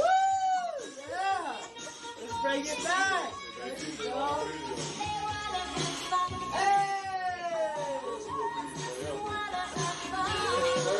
All right. So anything else? Come on with all these challenges. Oh, man, I never done Fondas in my life. Come on, man. That's a good one. That's a good one. I was just checking. I was gonna get some water. We appreciate you, bro. We appreciate you, man. I You ever need appreciate you too, anything, brother. man? Need us for anything? Need me personally for anything? Uh, man, I'm kind of winded. Don't hesitate to call. I'll show up. Dallas No, and Fort Worth and Houston is not that far from one another, and you know it is what it not at is. all. Not at all. I travel all the time. I just got back from Brownsville yesterday, so I'm down in the area a lot. So Okay, bro. Well, we appreciate you. I know you got a business to run. If you want to hang I out with us, do. please hang out with us on YouTube. I do. And when this COVID stuff goes away, I want to invite back to prison. Please, you got a standing invitation. That's excellent. Yes, I love sir. it. I'm happy to donate, man. Love both of you guys. All right, we thank Good you, to bro. see your We love you faces back. again. All right, man. All right. We'll see y'all. All right, bye-bye. I'm just trying to see how you were doing, bro. Just so. What we're going to cover is Cleveland from 2015 to 2017. There was a bit of change between 2015 in that we established Estes unit. But Cleveland had established the standard for what PEP was as far as a campus, and going and establishing Estes, PEP Cleveland had taken on the role of Big Brother. I've invited a guest to join us today to kind of speak a little bit around it because he had the opportunity of being a participant at Cleveland, but we also selected him to go and be a peer educator at Estes. So joining me today is none other than Mr. Raymond Reedy, who I will allow to introduce himself, his name, sweet name, how long he's been out. Raymond, welcome, bro. Hey, welcome. Thank you, man. Good to see y'all. I'm Raymond Reedy, aka Sweet Tommy Boy, class 20, tenacious 20, and I've been out almost 5 years. February will be 5 years, and life's been great, man. Right now, just kind of on the downside of the COVID thing. I tested positive last Wednesday, and getting through this and feeling much better in the last couple of days. So. Cool, Yeah. cool. Well, I told you, we're glad you're doing well. Glad you on the backside getting over. Glad you didn't experience a lot of the difficulties that went with it, and was really glad to hear you say you didn't lose your appetite. So I don't think you owned your sweet name though. Oh, aka Sweet Tommy Boy, fat guy in a little coat. How's it going though, bro? Everything's going great, man. I couldn't ask for it to be better. So you remember the conversation we had about you going from Cleveland to Estes? I do. You tricked me into it. How? Well, no, it was, actually, man, I was excited about given the opportunity and being asked to go over there. Then Pat did kind of slip in, hey, I want you to go over there and be a part head of accountability. All right. Which was a big job, going to a unit that was twice as big, and coming from Cleveland, which was PEP University, actually, the morale was all up over there, and starting a PEP program at a fresh unit, it's quite challenging, but I would say one of the most rewarding things I've ever attempted and did, man. And I thank you for that opportunity, you and all of PEP for that. But yeah, it was tough, man. I remember, I guess, 10 guys, 10 of us were sent over there. Yeah. And I can't remember all 10 of us, but I remember David London, Aaron Nicholson, Mark Lewis, Jerry Houston, Anthony Cooks, Richard Cabrales, Herbert Vanderkenner. Some are still with us, some ain't. But we went over there, we knew it was going to be tough after we got over there. I mean, first of all, when we showed up on the unit, the PP guys were there, Right. They felt like the warden was giving us special privileges. They,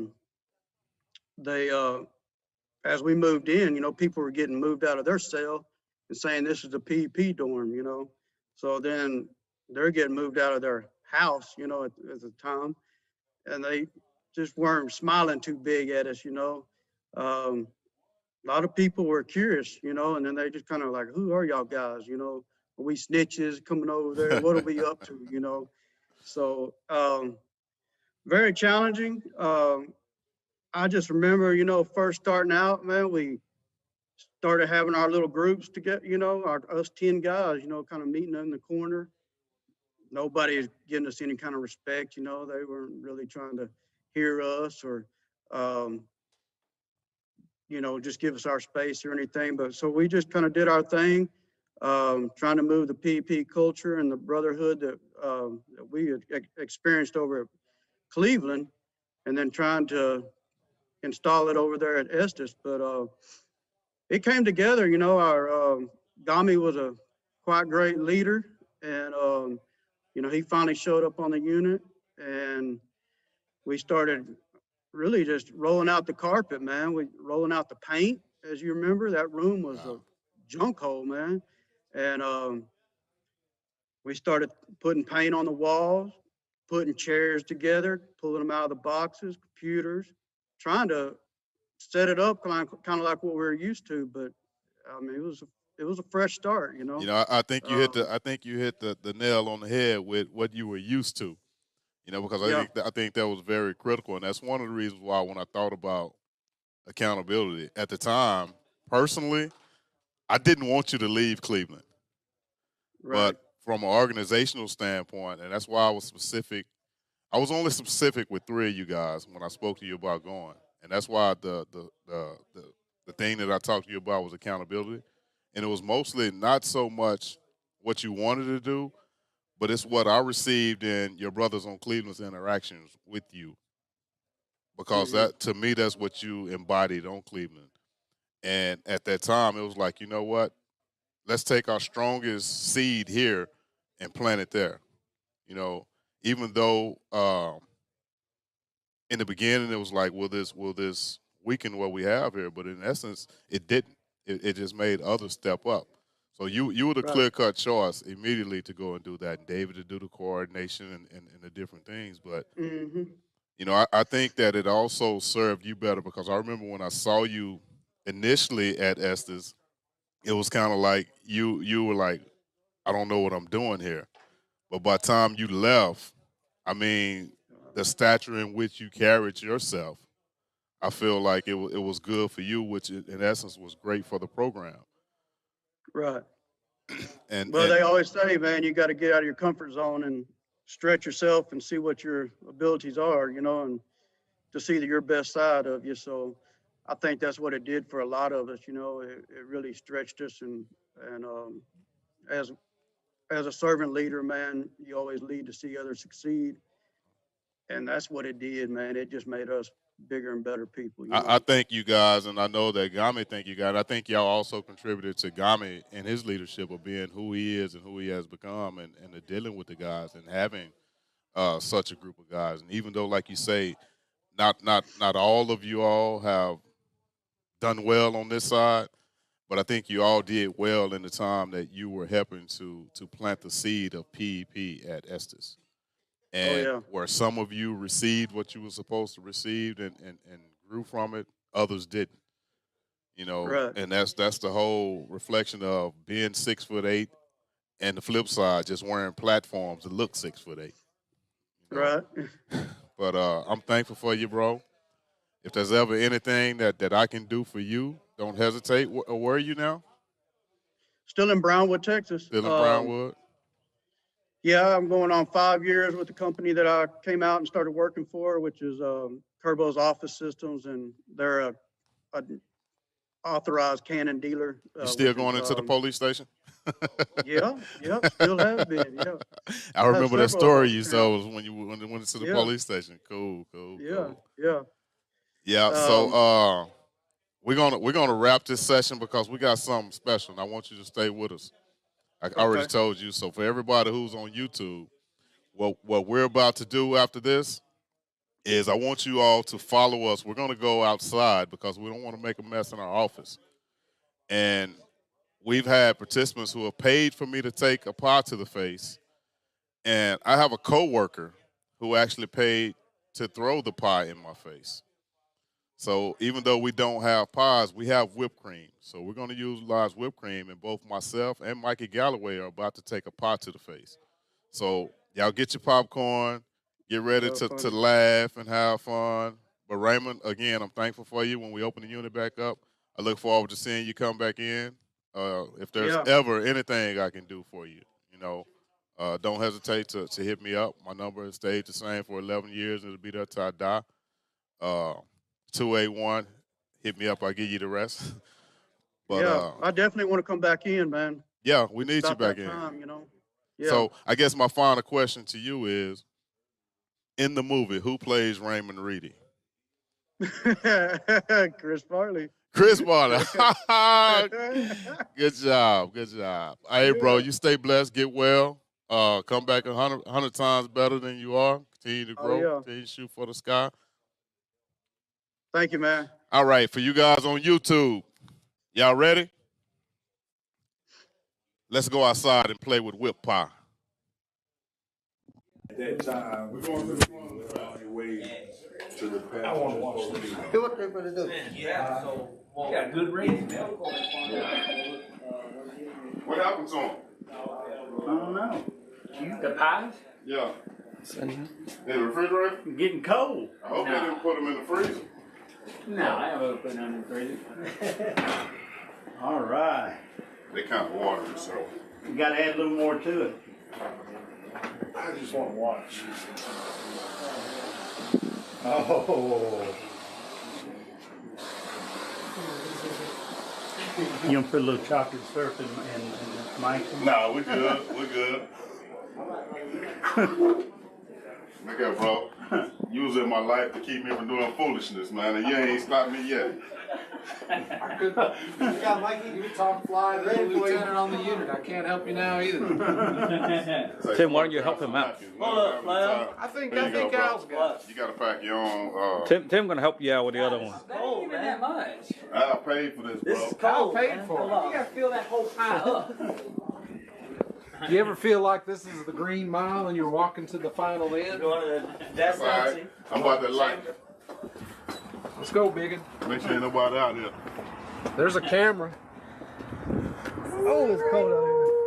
Yeah, dog, we gotta hold our own. We gotta hold our own gun. No, he paid for those. You just had to bring it out here. Oh, okay. Al will hold it for you. I got you, buddy. He paid for those. He's been loving to do this. He's been 4 years I've been waiting. You know what I'm talking about? Yeah, I hear you. Are you ready?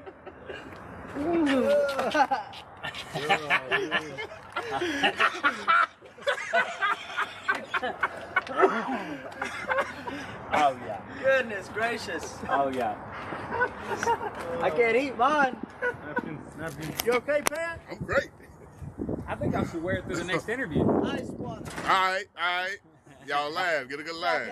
You got that out? That's pretty good. You got that out? He said that's pretty good. You got that? That was more fun. See, bro, you supposed to be stopping me from this. This man left his baby.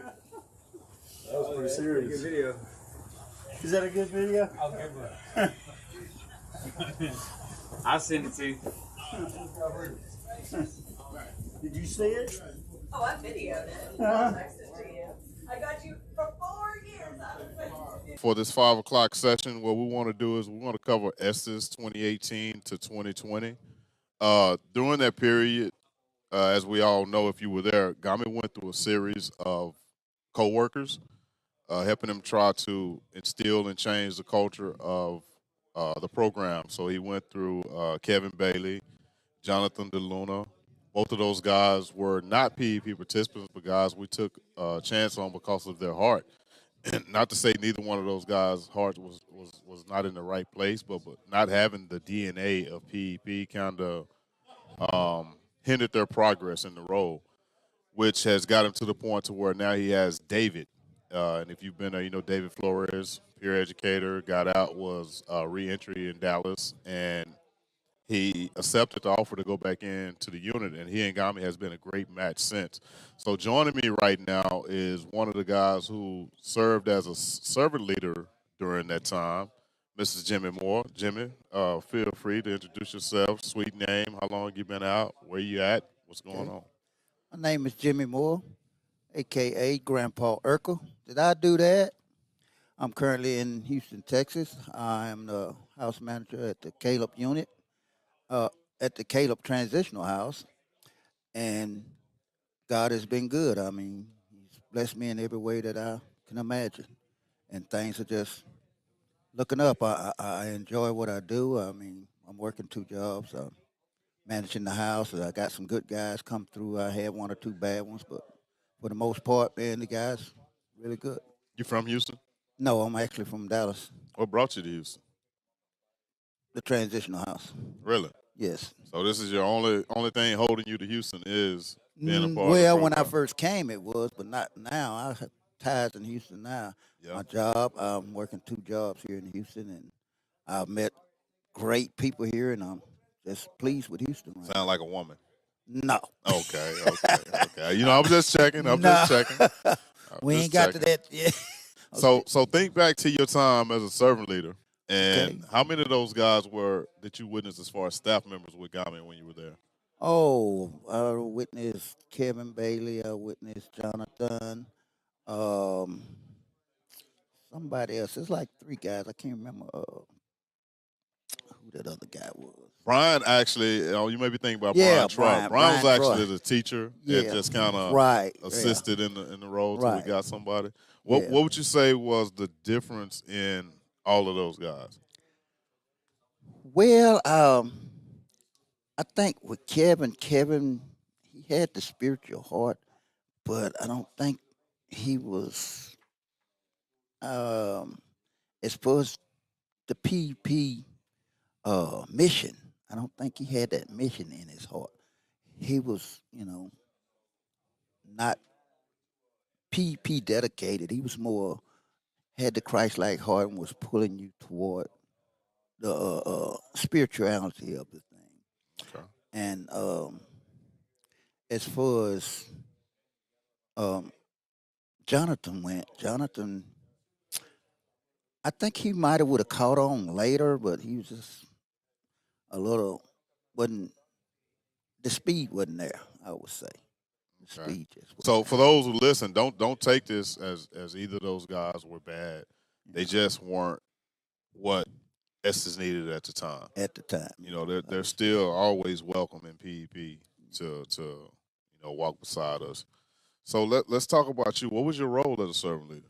I was pod coach. I was pod coach, and I worked on the media team. Oh, and you came out here and continued in the pod coach role. Kind of, sort of, yeah. Exactly, yeah. So I think about when you first got out.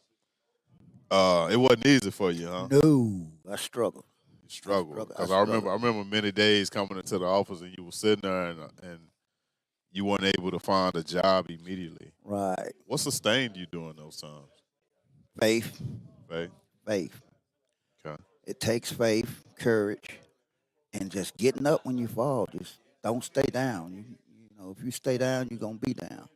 But if you down, you ain't got nowhere but to look up. Something gonna give. Cool. Just got to keep looking up. Y'all heard him. Y'all take that as a good word of advice and roll with it. So what do you foresee for yourself in the future? In the future, thanks. You old, bro. You ain't got that much future. I know left. I ain't got about 3 more years left in me. By the grace of God, it'll be more than that. But I just see great things happening, man, on the path that I'm on. I just can't see nothing but great things happening. I got my mindset. Hold myself accountable. If it ain't right, I don't want no part of it. So good stuff. Y'all heard him.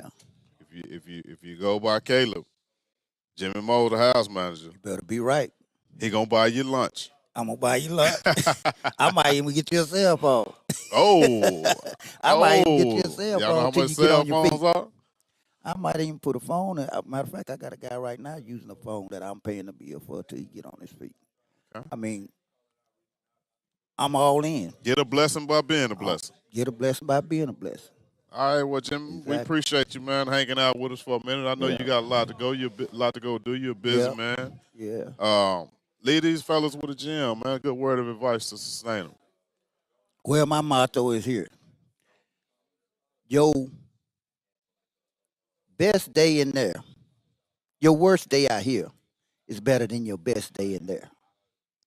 Keep that in mind. If you're out here, there's nothing greater than being able to go outside when you get ready, look at stars if you want to. I mean, just one step at a time. Don't try to rush things. If you rush production, you're going to hurt yourself. Sometimes you have to let go and let God. Slow and steady. Slow and steady. So let me ask you this. Have you seen this? Certificate of birth. So what we have here is birth certificates associated with your suite name. Mm-hmm. So for $30, you and you at home can purchase the birth certificate for your suite name to put it in the registry. Right. What that means is basically your jersey is being retired. Okay. And if anybody is to receive your suite name, you are notified. And you will have a say in that name coming out of the Raptors. Okay. You know, so if this is something that interests you, feel free to catch up with Max. For you guys at home, All get right. a good look at that. So this one here belongs to Al Master, and I actually Yeah. got to get it signed and get it to him. But get your suite name in the registry Yeah, I for want mine in the $30. register. I'm gonna put mine in the register for sure. So yeah, I got to figure out which one I want to retire. You know, You got too many. you know. But fellas, so we thank Jimmy for joining us. What we're about to do now is we're going to be on air for a few more minutes, but we're actually going to loop every session since noon and put all of them back into replay. So from noon until 5, after we wrap here, you'll be able to catch them if you've subscribed. So stay tuned and go back and view all of the ones that you've missed, or even moments that you've already witnessed, but you got a good laugh or got joy out of. Go back and look at them. They'll all be looped. Like I say, noon to 5 o'clock. You can go and catch them on the channel. So again, we thank you, Jimmy. All right. And good luck in future endeavors, bro. All right. Appreciate it, brother. Hey, what's going on, fellas? We back for the 6 o'clock hour. Very special time. So, being that it's December 2020, I think it's only right that we have our next guest here because this class 14, graduated December 2010. So, in honor of 10-year anniversary of their graduation, the guest that I've invited to join us this evening is none other than our very own Izzy Etoria. Izzy, for the guys who don't know you, introduce yourself, your sweet name, your class, how long you been out. My name is Israel Etoria, aka Miss Cleo. Call me now. I've been out, what is it, since 2012, June. So what, about 7, 8 years? 7, 8 years. Yeah. What's been going on with you during that time? It's been a fight, man. Yeah? What you mean? Yeah, it's been a fight. It's been a fight. Pretty much when I got out, I started in college and stuff like that, and then I worked at PEP for a little bit, and then after that, I just went to college full time, and then ended up starting my own business. So, yeah. Okay. What business you doing? So one of the businesses I'm doing right now, and I'm more focused on, is the construction business. Okay. I'm doing Bellamy construction right now. Okay. Slow grind. No, it's not. No, none of it's ever a slow grind. None of it's ever a slow grind. So right now, it's a lot of fight right now in getting the right people in the right place to make everything happen. So, and doing the business that's been one of the hardest things. Going to school, going through PEP, wasn't the biggest challenge, basically. So right now in my life, pretty much managing business is a big challenge. Is that the business 10 years ago you thought you would be doing today? Nope. How'd you come into it? It's kind of funny. I came into it.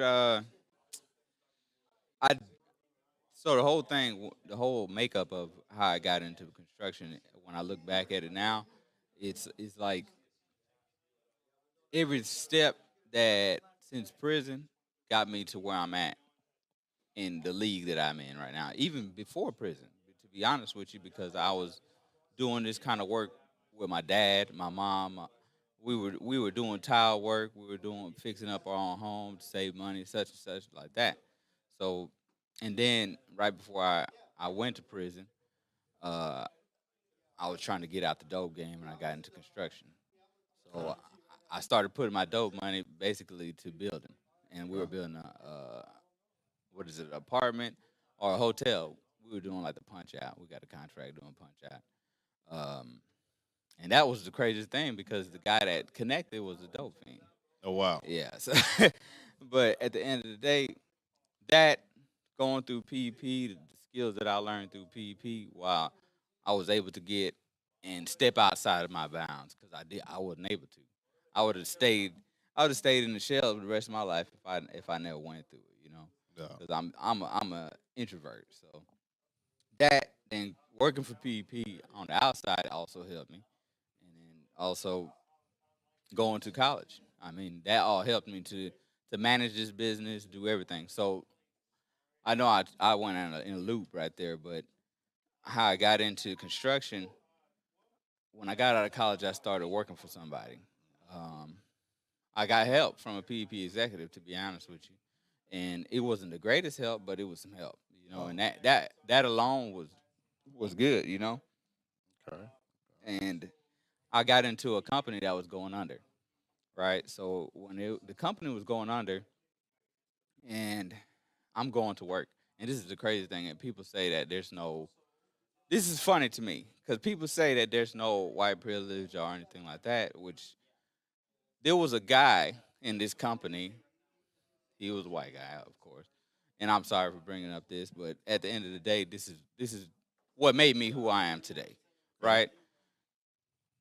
They were paying him $15,000 more than what they offered me, right? This guy had no college education, no accounting background, anything. I got in there in a week, and I could tell you that he was losing that money, left to right. He was losing the money, and they were paying him, and that was the guy that was watching the money. Oh boy. And he was losing that money, and that company ended up going down, literally going down. So that taught me a lot. But this is the thing: Harvey hit, right? So Harvey hit, and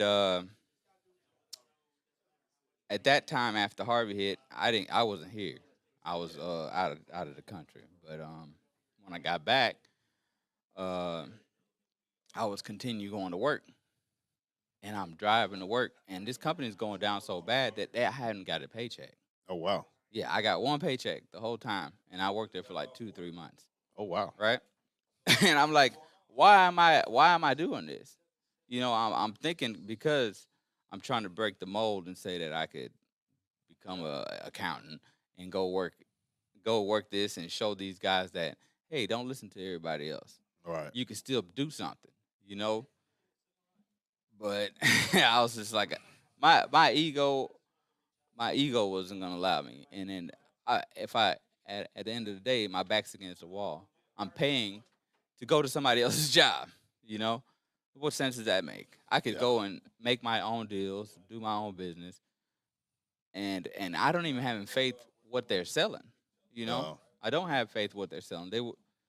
They had a good concept of what they're selling, but their values and their core wasn't there. You know, it wasn't there for me to stay there. So you basically was just paying for the experience to have on your resume. Yeah, yeah. You know, I know you and I we have a personal relationship, and it's been a blessing for me to watch your progression. Because I recall when you got out, you went to the transitional house, didn't have to, but you did, and even at the transitional house, you were like a magnet that kind of kept everybody together. When you left the transitional house, you still was that connector for everybody. You've hosted New Year's events at your family's house. You've hosted Easter egg hunts for the kids. You've done a lot to keep everybody connected. Where does that come from? That shoot, Pat. I guess I've been thinking about that a lot, man, because at the end of the day, and I've been thinking about that a lot with females as well, and I see a lot of guys fail from the females, and that's the crazy part. At this point in my life with females, and I hate to do that, I'm jumping off a topic. No, you good. I'm jumping off a topic because it gives me a full circle of why I'm answering your question, right? So more so with the females, it's like at the end of the day, a guy's wanting somebody to be there. They want as much energy for us guys. A lot of us guys are getting out, and we've got a lot of drive, and we've got a lot of drive. We got a lot of love to give, everything, because at that point in time in prison, you ain't getting that. You ain't getting that. There's a lot of things that people don't understand psychologically that we've put ourselves through in prison. And if you don't take a step when you get out, you ain't gonna realize it. You don't realize it, and you just beating into it, and you don't realize it. But why I'm saying that is like I enjoy good people around me. You see what I'm saying? I Most enjoy definitely. good people around me, and that feeling right there, these guys getting out, getting high, doing all of this stuff, and chasing that dragon, chasing coochie, everything. But realistically, man, the biggest high in this world is gonna be being around people that love what they do and people that are just joyous. That's why Right. people. That's why the executives come in there because they see that. Even though the executives don't know the faulty part that's going on behind the doors, Right. but everybody's putting on that front. But even if the people that are putting on that front, the ones that haven't even figured it out, they do have that spark in them, a little spark that says, you know what, you know what, I'm feeling this, Yeah. and I don't want nobody to.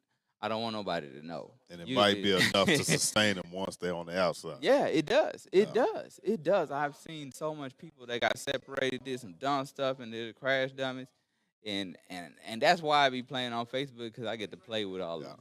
I get to play with all of them, and I get to still keep in contact with them, even though we might have our differences in some point. It's good. That's the reason why I be on Facebook all the time because shit, Yeah, I for, got a for bunch those of you who don't bunch of follow people. Izzy on Facebook, please follow him. Don't have a thin skin. He's my source of entertainment between he and D'Antonio Swanson. But you just said something. So he was talking about guys who were separated. So this is a little story that a lot of people don't know. Izzy, I've loved Izzy since I met Izzy in the program, and Izzy is one of the few people that kind of hurt my feelings for a minute in the program. So I'm gonna share this story. So what was it? Class 16 graduation. Yeah, Class you know what, 16 man? graduation. Izzy was a servant leader at the time, peer educator, matter of fact. So after graduation, I'd left the unit and realized that I left my laptop at the unit. So I had to turn around and go back to the unit. And when I went back to the unit, there was a full-fledged party going on in the PEP room. And I walked into the PEP room, and Izzy was one of the people in there. But to his credit, Izzy was actually working while the rest of the guys were playing dominoes, doing push-up, dancing, whatever. And it hurt my feelings. And needless to say, the decision in keeping those guys, some of those guys are still around, some of those guys are not. But Izzy, like I say, he's been there. He hasn't been a disappointment. He's around, he's available, and he's present. So I shared that story for a reason because I don't think it's by chance that we still here today and we had a relationship. One thing I know about Izzy is the only guy out of all of those guys who came to me after the fact. And even though they were disappointed in me at first, upset with me actually, he came back and he said, you know what, I understand. And he apologized. And I took that to heart, because I felt like he meant that at the time. He wasn't just apologizing because he had got caught, because he realized the whole ramifications and all of it. So again, I'm glad that he's here. I'm glad that he's representing Class 14, 10 years after their graduation, sitting here with us today. He's always present in the office, even though he hadn't worked here in a couple of years now. He's always around. He's always working. He's always present, and he's always here. And I just stood him up a couple of weeks ago, going on a hunt trip, and he's still all right with me. But this is my brother. So if you guys are live on the YouTube channel, man, y'all hit the comment section, man, and ask Izzy some questions. Or if you want to call in and talk to Izzy, the number is 281-829-1485. So hit that line and you can talk to Izzy. Brandon Fields, I see you online. What's going on, buddy? But so what's next for Izzy? Actually, you know what? Let's go back. Let's tell them a little bit about your personal life. What's been your biggest joy in your personal life since you've been out? Personal life, biggest joy is probably my daughter. That's it. Yeah, I thought so. That's it. You know, watching Izzy become a father is been a beautiful thing as well. Because I think that's probably like most guys who have a daughter, that soft part that it reveals to you. You know. So how old is she now? She is 2. 2. Got plans for more? Possibly. if I can get That's how you know he under 40. He say possibly. Because once you get over 40, it's like, nah, I'm good, I'm done. It's a beautiful thing. What's next for you business wise? Oh man, business wise, it's about to be pretty lit. I don't know. Yeah. It's gonna be lit. Yeah, I'm excited. I'm excited. The first 3 years, man, I'm gonna be honest with you. And I'm gonna circle back to that. Y'all got to get my comment about that night. Do it. I'm gonna circle back. But you had my mind on that. But the last 3 years, man, what I've been doing, I've been hustling, bustling. I've been learning a lot. And this is the thing. I started business. This is the thing about everybody that started business. You know a lot, but there's a lot that you don't know. Yeah. So, and when you start a business, you're gonna have to learn that pretty fast, or you're gonna sink. You know. So, the last 3 years, I've been learning a lot in the industry of construction, right?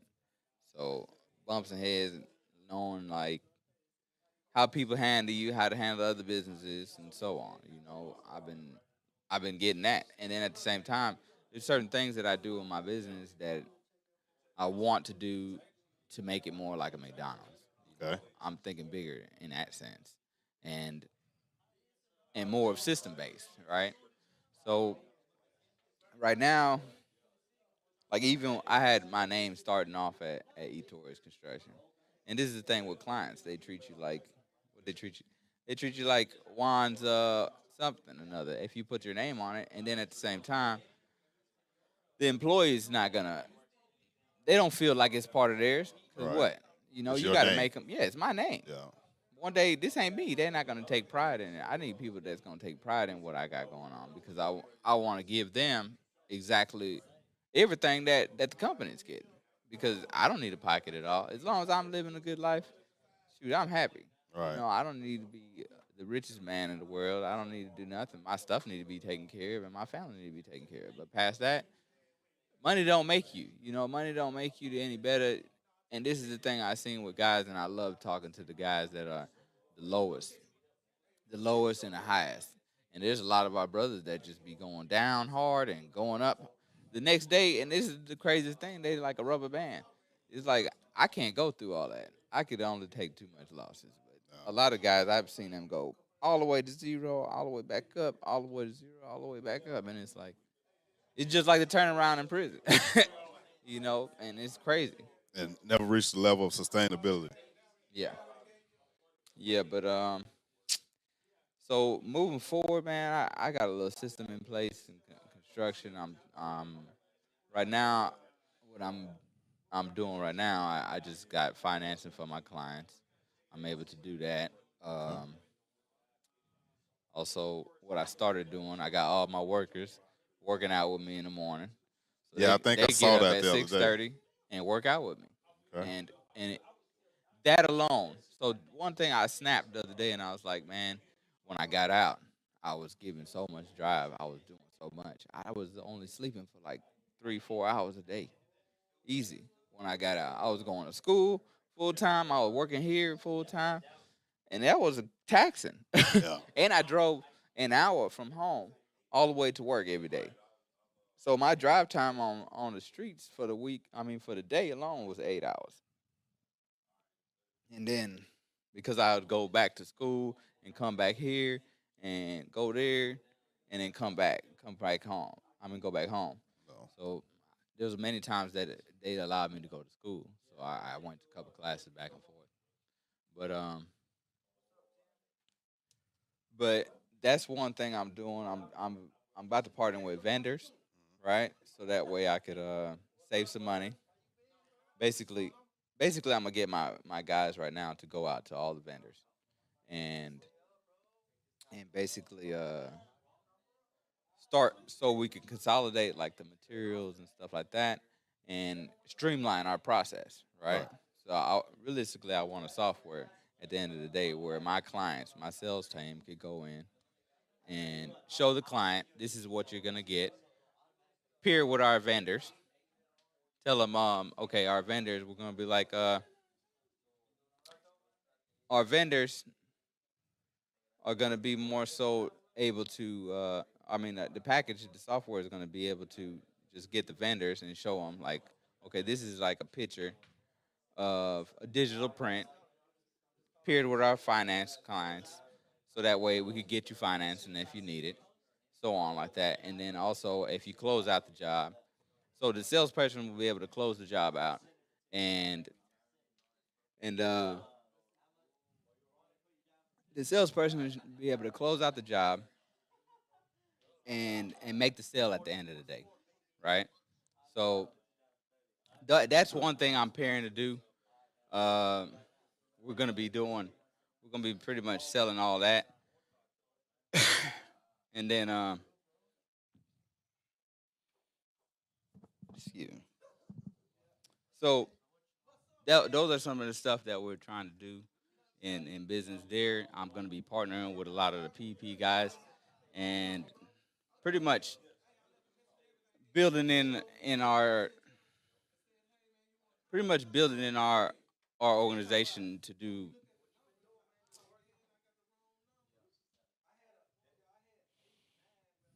So there's just a lot that I got. I'm trading my So you time. say you want to build a McDonald model. You speaking in terms of franchising, playing the franchise? Well, one thing I learned with the business stuff, man, is that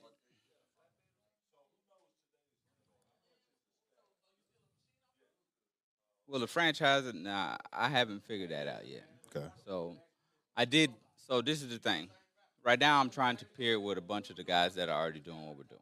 Right. So with me doing, uh, get my team ready, so on like that, and so I've been doing that. I've been doing the Facebook stuff, right? So that allows me to partner with so much different people. I have another friend that pretty much I'm partnering with another PP brother, and I'm trying to bring all those people together, right? Okay. So I'm partnering with all those people so that we could reach to another setting, right? So with business, I've learned also that it's like a battlefield, right? So it's kind of like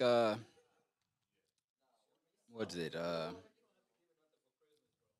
Basically you got to have all your ducks in a row, right? Right. So I've learned accounting. This is what I've learned. So some of the other guys have other ideas, and I'm trying to partner with those guys that could make a stronger team. So you're trying to get everybody with their different strengths and bring them together and, Yeah, and get them unify. with the strength. Because look, this is what I learned. I think you probably saw it like a week ago or two that I posted on Facebook. Okay, everybody of all of us know how to sell. It don't matter. I've been at a table with millionaires, and it's the craziest thing. My mentor took me hunting, and I'm in a room with a group of millionaires. One guy owned an oil field. One guy owned a gold mine. He owned an oil field company and a gold mine, and all the rest of them owned oil field companies. My mentor sold his software company and then retired, and he lives a good life right now, pretty much.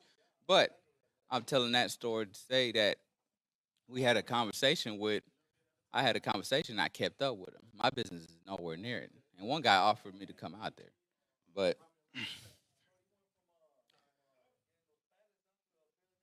but what I've learned about them is that they know how to sell, and most of our guys know how to sell.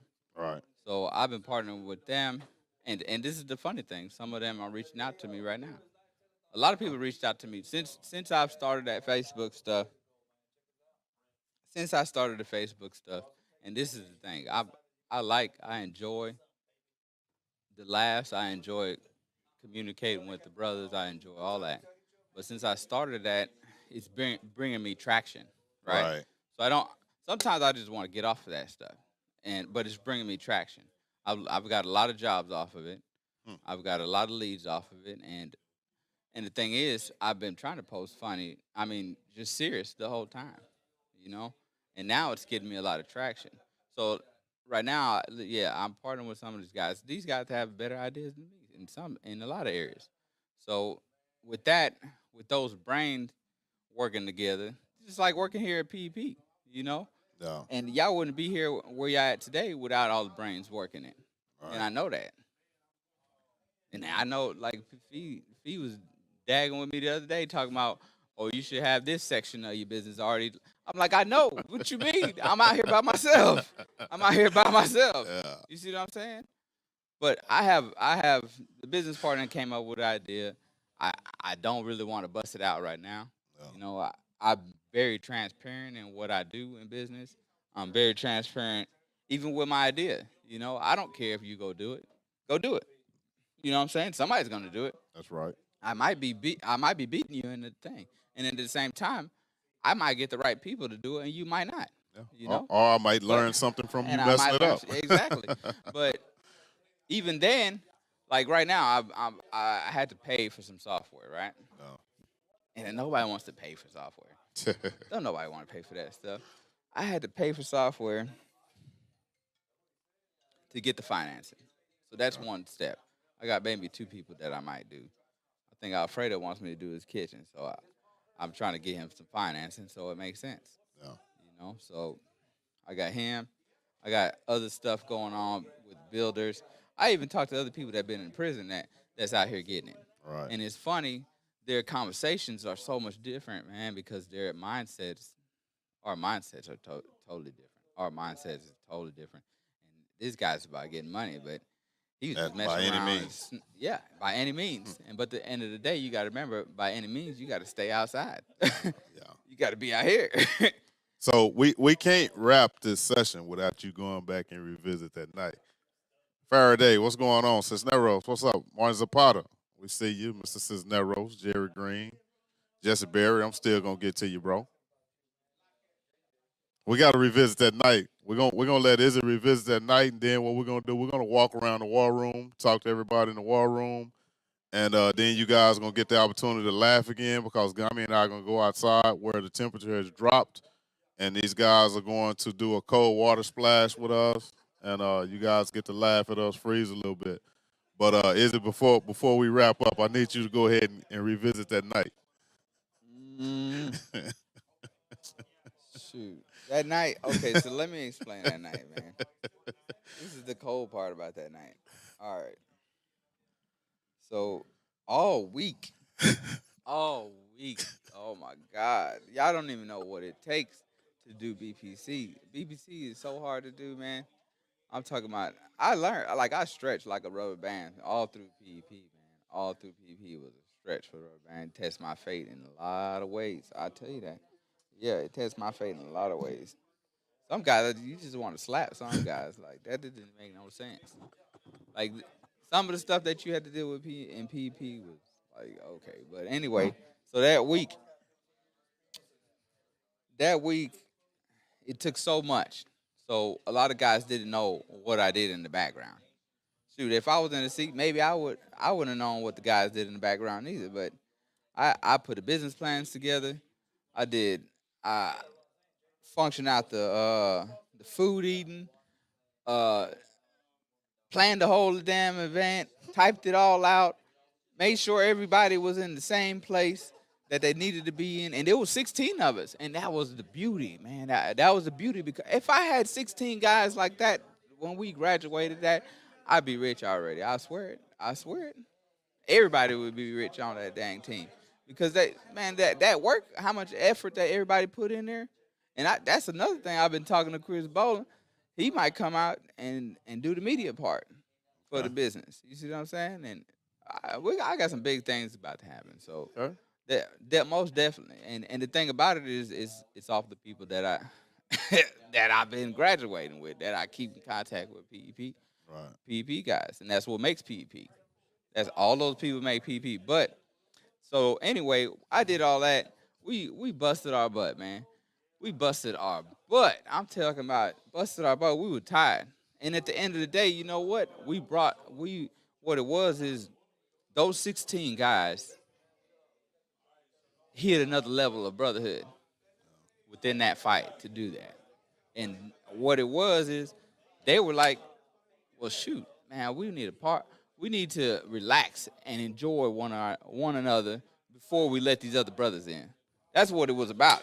Before we start relaxing with them, we need to relax by ourselves, because we done whooped our butt and did this stuff. So that's what it was. But this is the thing. The guard came in. The last thing is that you left, but then we rolled in. We rolled in all the stuff. We tired. It's like when you go home and you just take your shirt off and lay down. That's what it was. And then the officer laid down too, because he was tired. So then Jeff just turned on the music.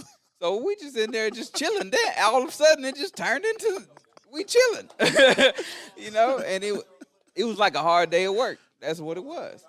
And then you came in and it was like, okay. It's kind of good that you came in though, because who knows what but the thing is, when I realized the other day, and I told you about it, I had called you. I said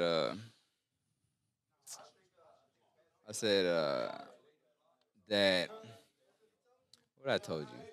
I told you about it because I learned it in business.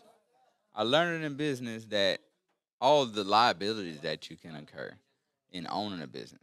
So I learned that, and that day I thought about it. I was like, man, if it was wide open the whole time, and that was happening the whole time, you came in and thought of it as a manager's standpoint, and you saw it, and then you're like, can I trust it and say that this hasn't been happening the whole time? And how wide open is it? So, and I understood that on a business standpoint too. Like a lot of guys think that, oh, dude, that nigga tripping. Da, da, da, da. He was in the bust out the party. He knew if he was in here, he'd be doing the same thing. But then you at a different level. You're at a different level. You're thinking of it as an asset that you're maintaining, and a lot of the people don't think about it like that. So I had to learn my lesson on that section.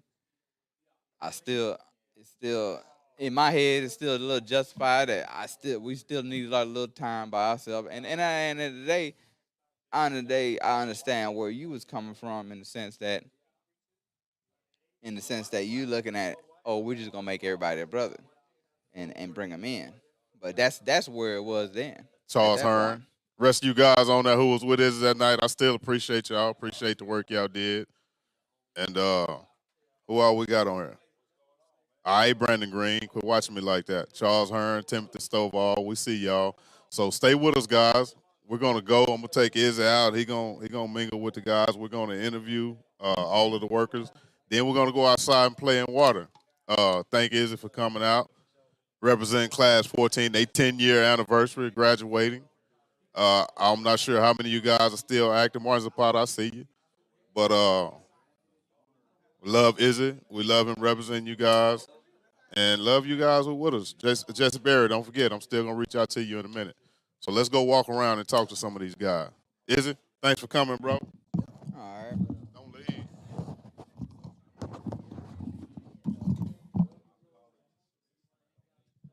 All right, let's go see. Let's catch Bobby Shaw before we get on the phone. Let's start in the back and work our way out. Okay, now we got one over here who's not talking to anybody. What's going on, Jeremy? What's up, man? Tell the people who you are, man. My name is Jeremy Jones, Duncan Hines, chocolate buns. I got the Hahn buns. I got the chocolate cakes. Now bake, baby, bake. So today, man, we just sitting here, man, trying to do a good thing for the organization, man, and reach out to the participants and trying to get some money raised to keep doing what we're doing.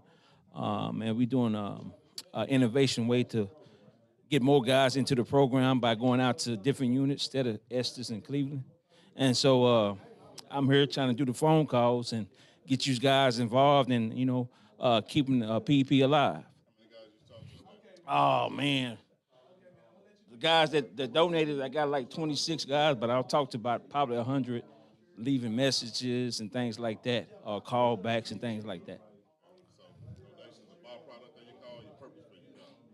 The purpose for my call was just talking to brothers, seeing how they've been infected due to COVID-19, just giving them some inspiration words, and also what we're trying to go from a PEP standpoint and get the participants involved. I say, man, one thing I can say, man, embrace the struggle, reach out to your life caddies, and man, we're here for you, man. God bless y'all. All right, I appreciate you. Who we got? J-Mo. J-Mo, you on the call? Yeah. We already talked to J-Mo. We'll catch you in a minute. Okay. Let's go over here to little Mikey Galloway. Mikey, you on the call? No. Talk to the people a little bit. Tell them who you are, what you're doing, and all that. All right, my name is Michael Galloway, a.k.a. Richard Simmons. Come on, girls, work those thighs. Y'all are tigers, rawr. Anyways.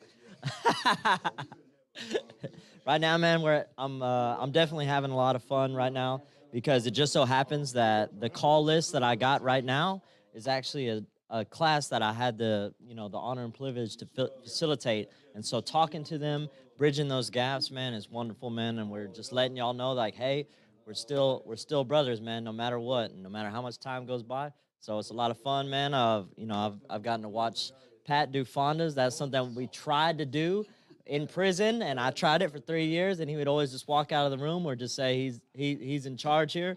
But we got him, huh? $5,000 later. So rumor has it you took a pot to the face. God, dog. Rumor has it, yeah, that's a rumor, man. I don't know what they're talking about, dude. Time out, dude. Time out, man. So it was a hate crime.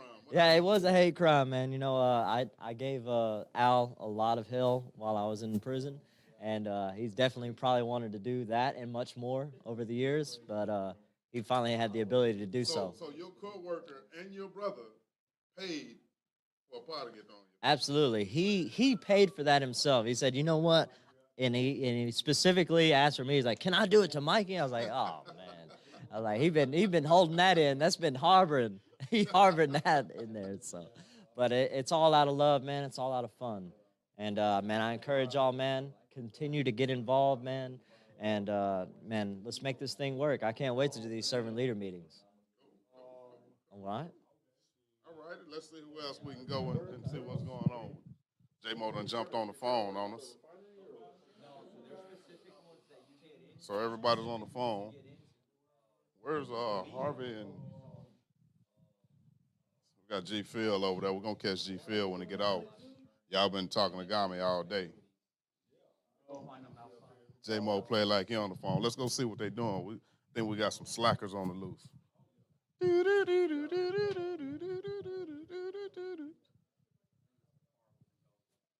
Oh, okay.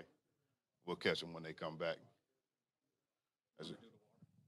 Yeah, so y'all stay with us because what we're about to do now, as soon as all of these guys get off the call, we're going to go out. Gami and I are going to go and get wet.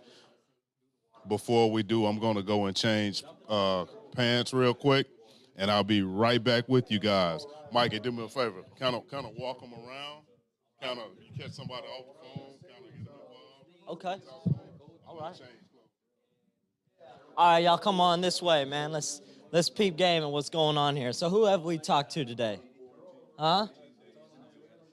Okay, Edison? Okay, look, this is the mastermind behind everything that goes on today. And he is coordinating everything, and we could not do it without him. All of y'all must know Mr. Edison Nguyen right here. Edison, what's up, man? Talk to me. How are you doing today, dude? I'm just pushing buttons. See these 8 buttons. All I gotta do is push the correct buttons when feet tell me to. I honestly don't have to be here. It's really easy. I just, whiteboard, push the whiteboard, and we get whiteboard. That's it. Work clean. So let me ask you something real quick. So what has been the funnest part about working for PEP? If you had to just guess, if you had to throw something out there, what is the funnest part about working for PEP? I guess. Besides hanging out with me. All right. Well, Mike, like just learning about the guys. Sometimes I used to drive around before Max. Well, Max drove around too, but sometimes they make me drive around, pick up guys, and then I like hearing the stories, just how they the challenges they face and how they overcame it. And I didn't know how hard it was to do reentry, because just a lot of rules doesn't make sense. So I'm just glad to hear about their success story. And you have been pivotal in my reentry, and especially while I was in prison. It was always like having a visit when he came to talk with us, and when he came to fix the computers. It was always exciting to have a new visit from Edison. But yeah, so thank you for that, Edison, and continue to be a light to others and to be a light to all of our brothers. All right, awesome, man. Okay, here we go. We're trotting over. Who we got? We got D Mon right here. D Flores. What's up, brother? How's it going, man? How you doing? Awesome. So, just a few things, man. Tell us who you are, man. Go on your sweet name, all that beautiful things, man. Let the world know who you are. All right. So my name is David Flores Barrientos Nopales III, but you can just call me David. And my name is Sweet Guacamole Dip. I gotta get up because I gotta move a little bit. But my name is Sweet Guacamole Dip. You put the chip inside the dip. When I dip, you dip, and we all dip.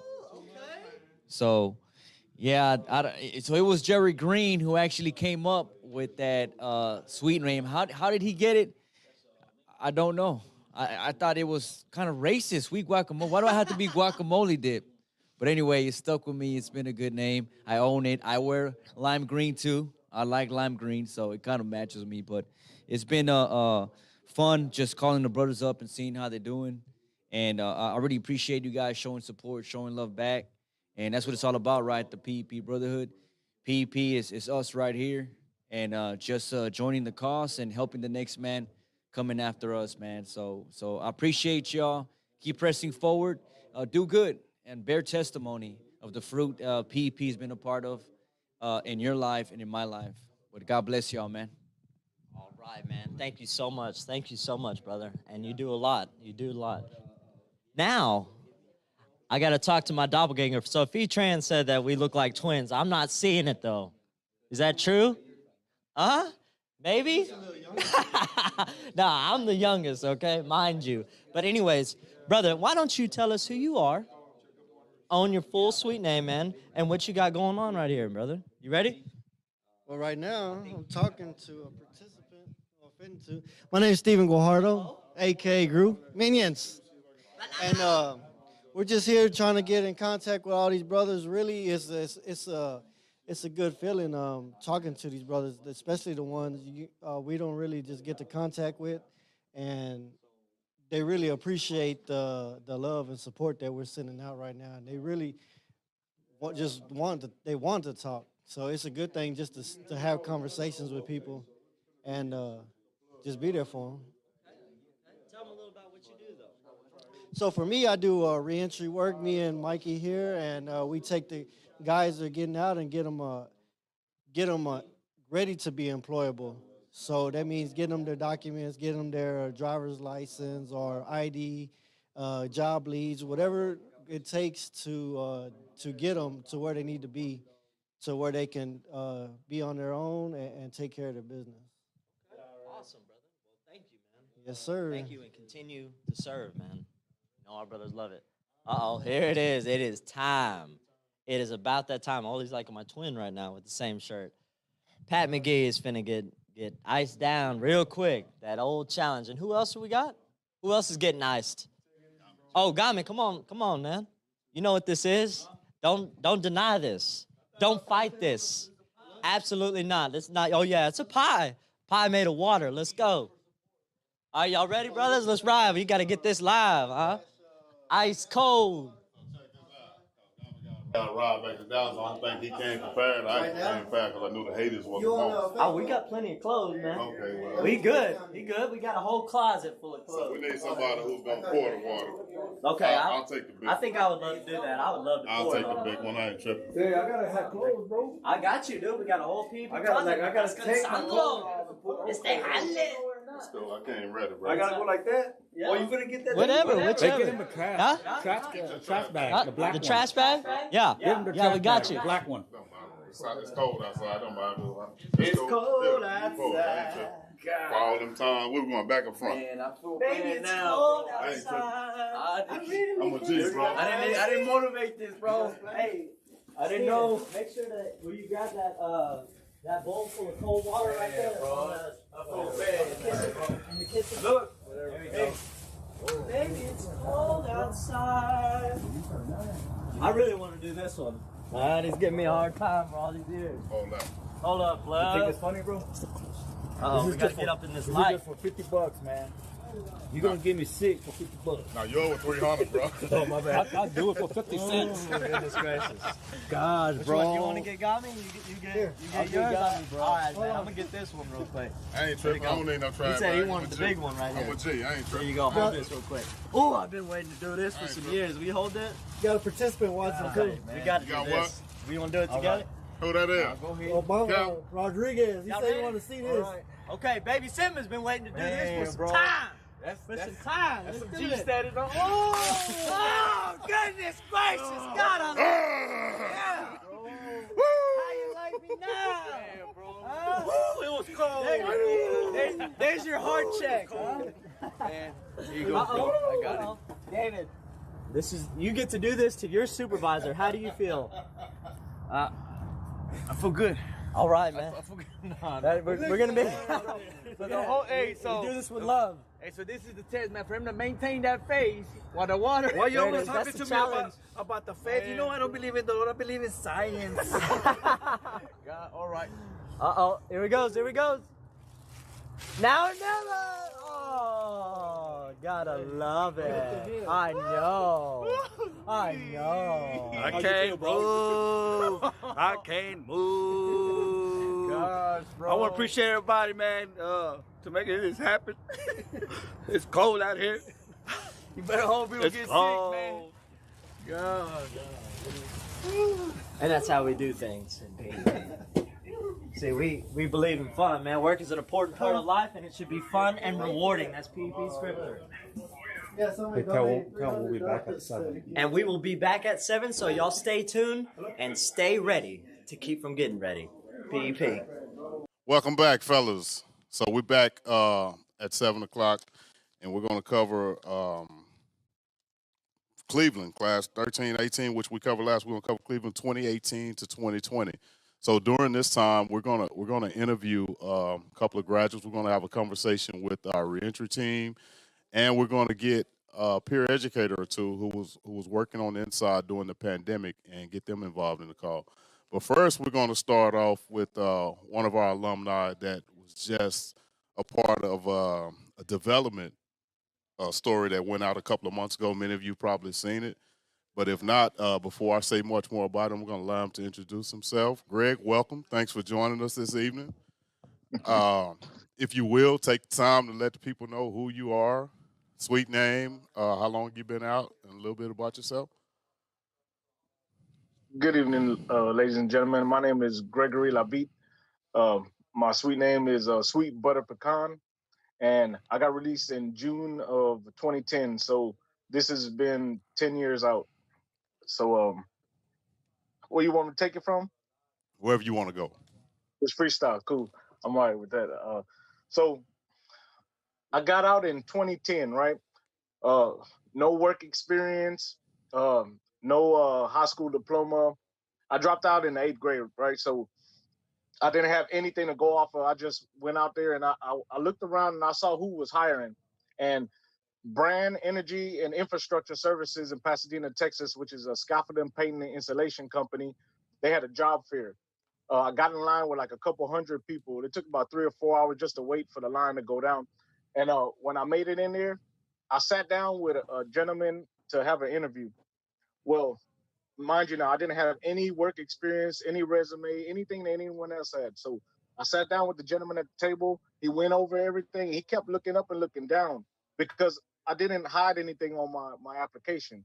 You know, I put everything, burglaries, I put the aggravated assaults, I put that, you know what I mean? Because I didn't want them to find out later and come back and fire me over that, you know what I mean? So Right. he went down the application, kept looking up, kept looking down, and then he finally looked up and said, "You're hired. Look, what you did in your past is behind you. When you come out of prison, if you want to be successful, you need to come out knowing that you are not flawed.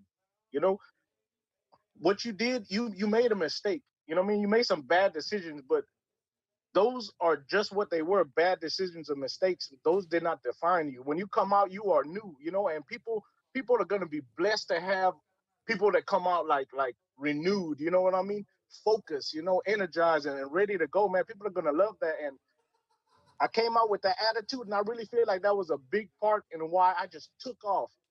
Look, since I got out, I hit the ground running. I'm talking about like a prize-winning greyhound. I have not stopped. I have not looked back. I have not even broken momentum. You know, every single year after I got out, say I was making like, I don't know, I think I was making like 40 something thousand the first year. Next year, 60 something thousand. By my third year out, I was over 6 figures. And every year after that, I've climbed and climbed and climbed incrementally. And I'll say about my 5th or 6th year, I cracked 200. You know what I mean? And I have not stopped, man. 230, 240, 250. Do this every single year. You know what I mean? And my story is no like isolated incident. My story could easily be your story. You know what I'm saying? But it's all up here, though. You know what I'm saying? If you do the work inside before you come out, man, when you get out, man, you can go. You know what I'm saying? The only thing stopping you from your success is you and how much you prepared prior to coming out. Hey man, get yourself together. You know what I mean? And then step out there and whatever your heart desire, whatever you fantasize about, man, go and do that. You know what I mean? And it's never too late to say, man, you know what? I've been tripping with myself, man. I could really do more, man. Get out there and take care of it. You know what I mean? It's just that simple, man. The recipe's the same for anybody. I'm not special, man. No one's special that's like me. You could easily be this person.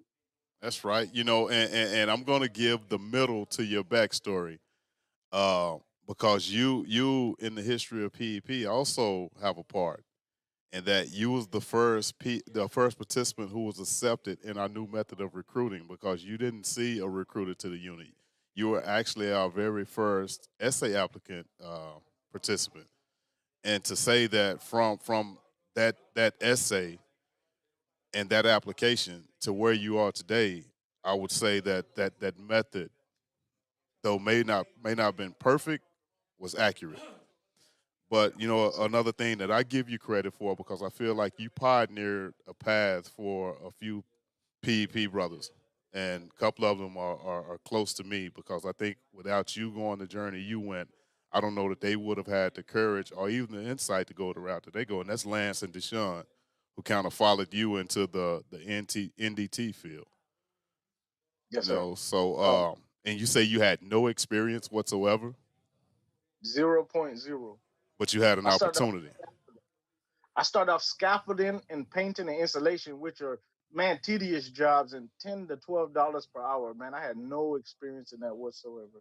Hmm. Yeah, I can run it down because I've also dealt with other people too, like Alex Lyles. I've dealt with what's it, Casey Stanley or something like that. You Yeah, know, even if I didn't bring them into the industry and they found their way there, I've mentored people. You know what I right. mean? And it's not even just PP participants. It's anyone that's willing to go that route. If you come this route, I could break everything down to you because I've hit the height of it. I can't go any higher. I made it that high. You know what I mean? Any job offer I get is between 55 to 65 bucks an hour.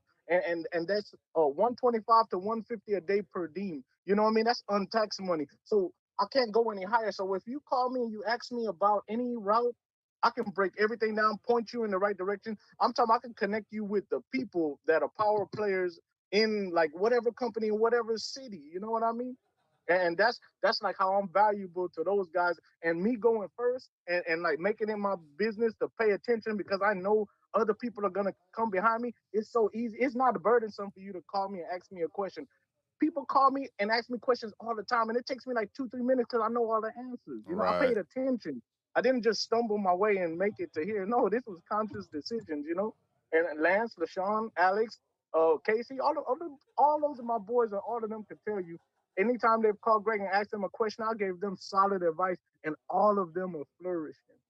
I guess my Mhm. next question to you is how do you balance the demand that work requires as well as your obligation as a husband?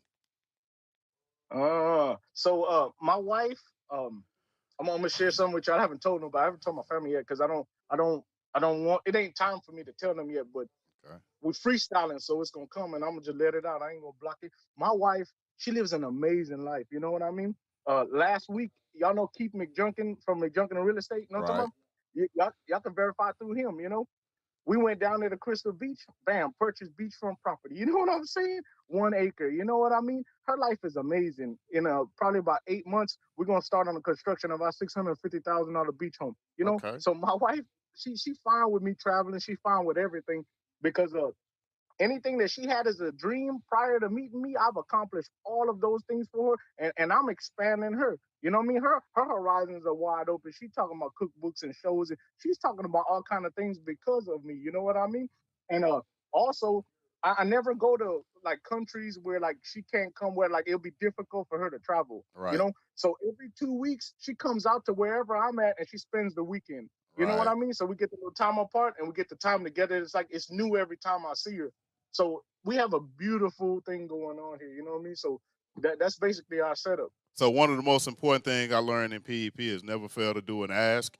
So I know that Fee Tran is watching this, and I know that he caught the same thing that I caught about that beachfront property, and that we do retreat every October. So Fee, I think we found us a participant that we can roach off of. We get ready to do operations retreat.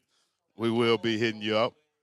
But Yeah, if you could give any piece of advice based upon the entirety of your life, not just since you've been released, and you had to talk to the Greg prior to prison, what advice would you give him? man, that's deep right there, man. Because I had a lot of flaws.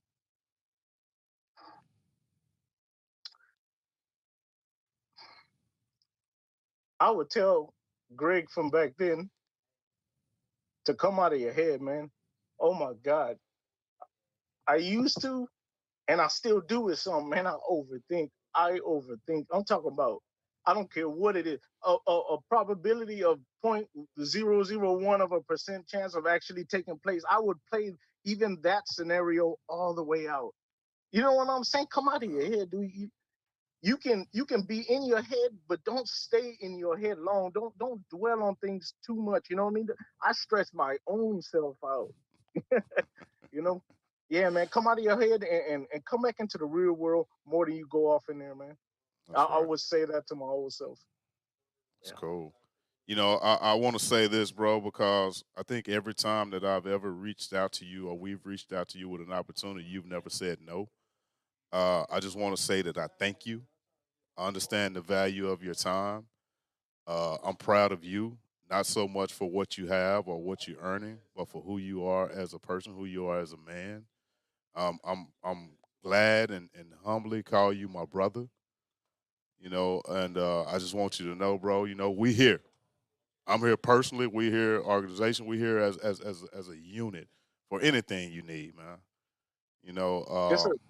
I'm thankful because I reached out to you about this, and even though you would have just been getting off work, your response to me was, "Give me 10 minutes to get off the bus," and I got you, and that spoke a lot to me, because I know the demand physically, time-wise that your job requires, and I appreciate you, bro, and that's why I'm not going to hold you up after 14 hours by keeping you on here for an hour talking to you when I could.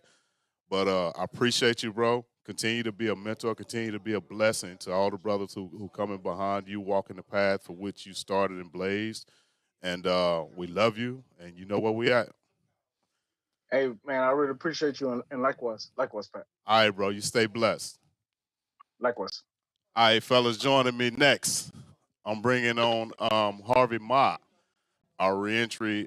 He's in charge of our reentry in Houston, followed by Jason. And one of the things I want to talk to Harvey and Jason about, and get them to kind of ask a similar question, in addition to having them introduce themselves as a PvP brother, but how they've innovated and the methods they've taken to deal with not only the pandemic and receiving guys in during the pandemic, but we also have a new client, and those are the guys who have completed the Leadership Academy on the units they own who have never made it to a PEP facility.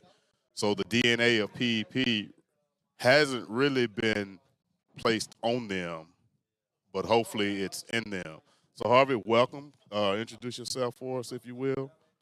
Okay, my name is Harvey Mai, aka Shortcake, because I'm short and sweet. So I am a Class 10. I've been in part of PEP since August of 2008. Went through the program at the age of 21. So basically, yeah, I'm just a product of PEP. PEP has affected my life in such a profound way. It's the reason why I love working for PEP. I get to basically pass along that same experience that I received. Okay, cool. Yeah, Harvey and I, our history go back from inside prison to ODM to walking side by side, because even though he's reentry and I'm in prison, we're still PEP, so we work very close hand in hand.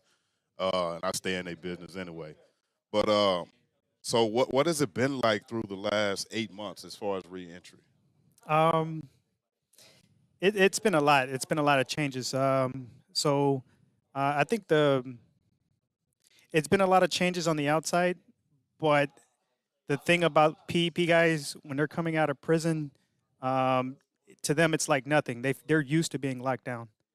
They're used to being locked down. They're coming out with all these restrictions, whether it's social distancing, having to wear a mask, having to apply for jobs online. I mean, they're used to just a struggle. So it's a lot of changes on the outside, but working with the PEP guys, it really hasn't been a challenge. It's actually been very inspiring just to see the resilience. And for all the PEP brothers that have been out for several years, I mean, what's going on in your life, you can definitely understand that type of resilience. So the guys are coming out. Before COVID, PEP has the 100% employment rate within the first 90 days, right? At the height of the pandemic, April, May, June, PEP guys are still getting employment. They're still getting 100% employment within that first 90 days. It might be a slight little delay because they have to. The biggest challenge is them getting their IDs. Okay. DPS is closed. If it's not closed, then they're doing an appointment only. So normally it would take about a week to get all their IDs. During the pandemic, it could take 1 month, 2 months. Okay. But being that we're always looking to improve, like we found a DPS location, we're going to keep it on the low because we don't want. But we found a DPS location. Hit Harvey up. He the plug. Yeah, hit us up. Hit us up. If you want to get your driver's license or ID the same day, yeah, definitely hit us up. Cool. So we found a location outside of the Houston area. Guys come out, they're able to get their IDs pretty quickly. So that doesn't hinder their employment. But I think a good way to describe the resilience, we've had several of our guys get laid off in late March, early April. The very next day, they've got a job. Cool. Right? Cool. So they don't let pride get in the way. They need employment. They need to earn a paycheck. They're going to go out there and do what they got to do. Cool. And, it's inspiring just to see. it keeps me motivated myself. Okay. So let's talk about our newest client, our newest customer, and that is the participant who has not had the privilege of being in one of our PEP facilities. Even though we have a small sample to this point of the guys you guys are working with, what is your thoughts on that? Well, so they haven't gone through the full PEP experience. They haven't gone through hardly any of the PEP experience. But what's very interesting is the level of gratitude. They come in, so they're basically just blown away by what PEP offers. And I think for all the older PEP guys, it's kind of like that first time you hit the cleaving unit or that first time you hit the Estes unit. These guys are coming out not knowing like truly like what PEP is. They haven't met all the volunteers. They haven't gone through any of the business workshops. And when they come out and they see all the PEP guys who've been to prison, who are all thriving, they're like, they're looking at this program on the outside like, is this real? Like am I in a am I in a dream or what? What's going on? All these guys got good characters. They carry themselves well. They're driven. We have good relationships. We know how to communicate. So my experience with these guys is they're grateful. They're blown away, and they're even resilient themselves. I have one guy in particular. He comes out. He's looking for work. He says, Harvey, what's a company I can go in and get hired immediately? So I give him the information. He goes and applies. Unfortunately, because of COVID, they're doing everything online, right? So they basically said, no, you got to go. You got to do it online, right? He was determined to get that job. He said, at least, can you take my resume and can you take a copy of my ID, right? And the reception worker was like, well, we really don't do that. But he kept asserting himself. He got it. Hit me up the other day and said, I got the job. Good stuff. Good stuff. So, I mean, we're working with a new client, but we still see the same drive. We still see they just need direction. Right. They have the drive. They just need a little bit of direction. Cool. Okay. Well, we thank you for taking a minute to talk to us. And before we get to J-Mo in Dallas, we have a guest online. So I've asked Lewis Monroe, who was a peer educator in the Cleveland Bell facility, to join us to kind of give the perspective of inside the unit during the pandemic, since none of the in-prison staff has been able to go into the prison since March. So Lewis, first of all, introduce yourself to the people. Tell them your name, sweet name. Okay. How long you been out? Okay. So my name is Lewis Monroe, aka Benjamin Buford, but you can call me Bubba Gum because I love shrimp. So at this time I've been out. I got out October 30th. Okay. So I can't say my anniversary was November 30th. So I've been out a whole month, and I'm loving life. Life, all doors has been opening up for me, man, and I can only thank God for that. Okay. So being But that you were the most recent inside, paint a picture for us what it was like during the pandemic without in prison staff. What was the morale like? What was the interactions? What was the relationships? What was the atmosphere like? So it was pretty. At times, it was uncontrollable as far as the participants until they actually saw that the brothers that was in there with them was actually trying to get them through the curriculum.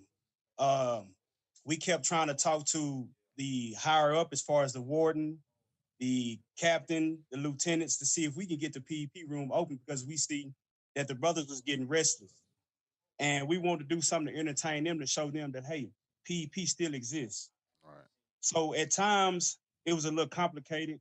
Brothers was mostly confused because they was hearing naysayers saying, "Oh, PEP is done with," and this and that. So we try to keep them entertained by letting them know that, hey, PEP is never over with. See, we doing our best on our part to see that we can still go in there and just be, it was more like a peer driven. Okay. See, we didn't have to have the staff there because we was already trained enough to know what to do and how to do it. And when they start realizing that, they started thanking us and telling us, hey, man, Y'all doing a great job, which made us feel good that we feel like, you know what? In a position like this, we are trained to be a supervisor. So we know if we became a supervisor, we know we can run our own business if needs be. And so you know what, Pat, that was a great experience for me myself. Yeah. Just knowing that I can do this without staff actually being there, and I was able to work out matters with the brothers so they would see that, hey, we serious about this program and we serious about you. You know, and As a that's servant one of leader, the measuring sticks for, is what we doing really working? Because if it requires our presence, then we're not working. But if it can go through the storms in our absence and get back to a level of performing, then what we're doing is working just fine. You know, and I'm right, glad that we have servant leaders on the inside who have just enough of the DNA till they can carry, they can execute, and they can keep it right. alive. You know, and my only concern is that we're going to stay out too long until all of you guys who carry the DNA are going to be gone, and we're going to basically have to Right. start from zero again. So let's flip the script a little bit, being that you've been out 30 days. How has Okay. that time inside helped you in the last 30 days out here? Okay. Okay. So now, you know, I characterize myself as an authentic man. Okay. So the way I communicate, the way I carry myself, you know, the positive message I've been putting on Facebook for everybody to see, the type of brother that I have become, the 10 driving values that I have instilled in my life has really showed me that, hey, there's nothing you can't do if you don't put your mind to it. And I have Right. realized that. So being out, I noticed that doors has been constantly opening up for me. When I was in Houston, okay, it was a little slow, but I wasn't becoming impatient. I was still being patient, and I recognized that, hey, it's not nobody never said it was gonna be easy as soon as you got out. You know, things started coming together. I was working for a couple of other brothers, making a little money here and now and then. So when I moved back to where I was from, instantly, Pat, I got a job at Tyson Chicken. Oh yeah, I need a chicken plug, bro. I'll come back. Always doing ask. Always doing ask. Call me a roach. I ain't tripping. Oh, I got you. But see, I work in the hide department. So what that is just to give you a little explanation about it. What it is they make leather out of it. It's hide from the cow that we send through solutions, and You muted. You muted, Lewis. we send it we send it the places that want to buy it. So it's made out of leather. Okay. So they do that themselves. And hey, they paying me 16, 20 an hour. So I Okay. can't be mad at that. And I'm Y'all working make boots. Y'all make boots and jackets. Well, what happens is when the stuff we just make the hide and clean it up for them, and then we ship it to the departments, and they make their own leather out of it. Okay. Okay. Okay. Pretty cool. So you Pretty know what? cool. I can honestly say that God has been good to me. I have no complaints whatsoever. I know what I've been taught when I was in there, and the skills I have acquired while I was there. I use them out here, and I do the same thing that I was doing in there, Good and I stuff. keep that same mindset. Good stuff. Well, I just want to tell you again, I appreciate all that you did to keep it going. All that you're Okay. gonna do to keep you going, and I will be watching, paying attention. I know that you've been working today, right? And Yes.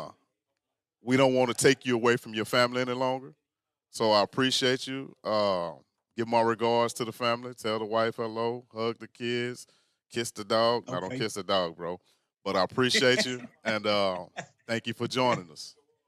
Hey, All no right. problem, Pat. All right, call All Greg. right. Call Greg and give him a hard time. Yeah, I'm gonna do that. You know, I'm gonna do that anyway. All right, bro. Stay blessed. All right, bro. All right, fellas. So that was Louis Monroe, peer educator from Cleveland/Bell Unit. So joining me now, we heard from Harvey give a little his perspective on reentry in Houston. I got my boy OG J Mo. We're gonna let J Mo introduce himself to all of y'all who don't know. If you don't know, I don't know where you been. Tell you a little bit about who he is, how long he been out, and we'll go from there. Cool. So Jason Moore, aka Chocolate Moon Pie, been out right now, right at 7 years, 7 years and going. I'm the reentry manager in Dallas, Texas. The way I feel about the reentry department in Dallas, Texas, and reentry as it relates to PEP as a whole is it is the secret sauce, and I got a passion to do it, and that's why I'm still doing it. Okay. So thinking in terms of the pandemic and how you guys have had to pivot and implement new things, change up new things. How do you think it's affected reentry in Dallas?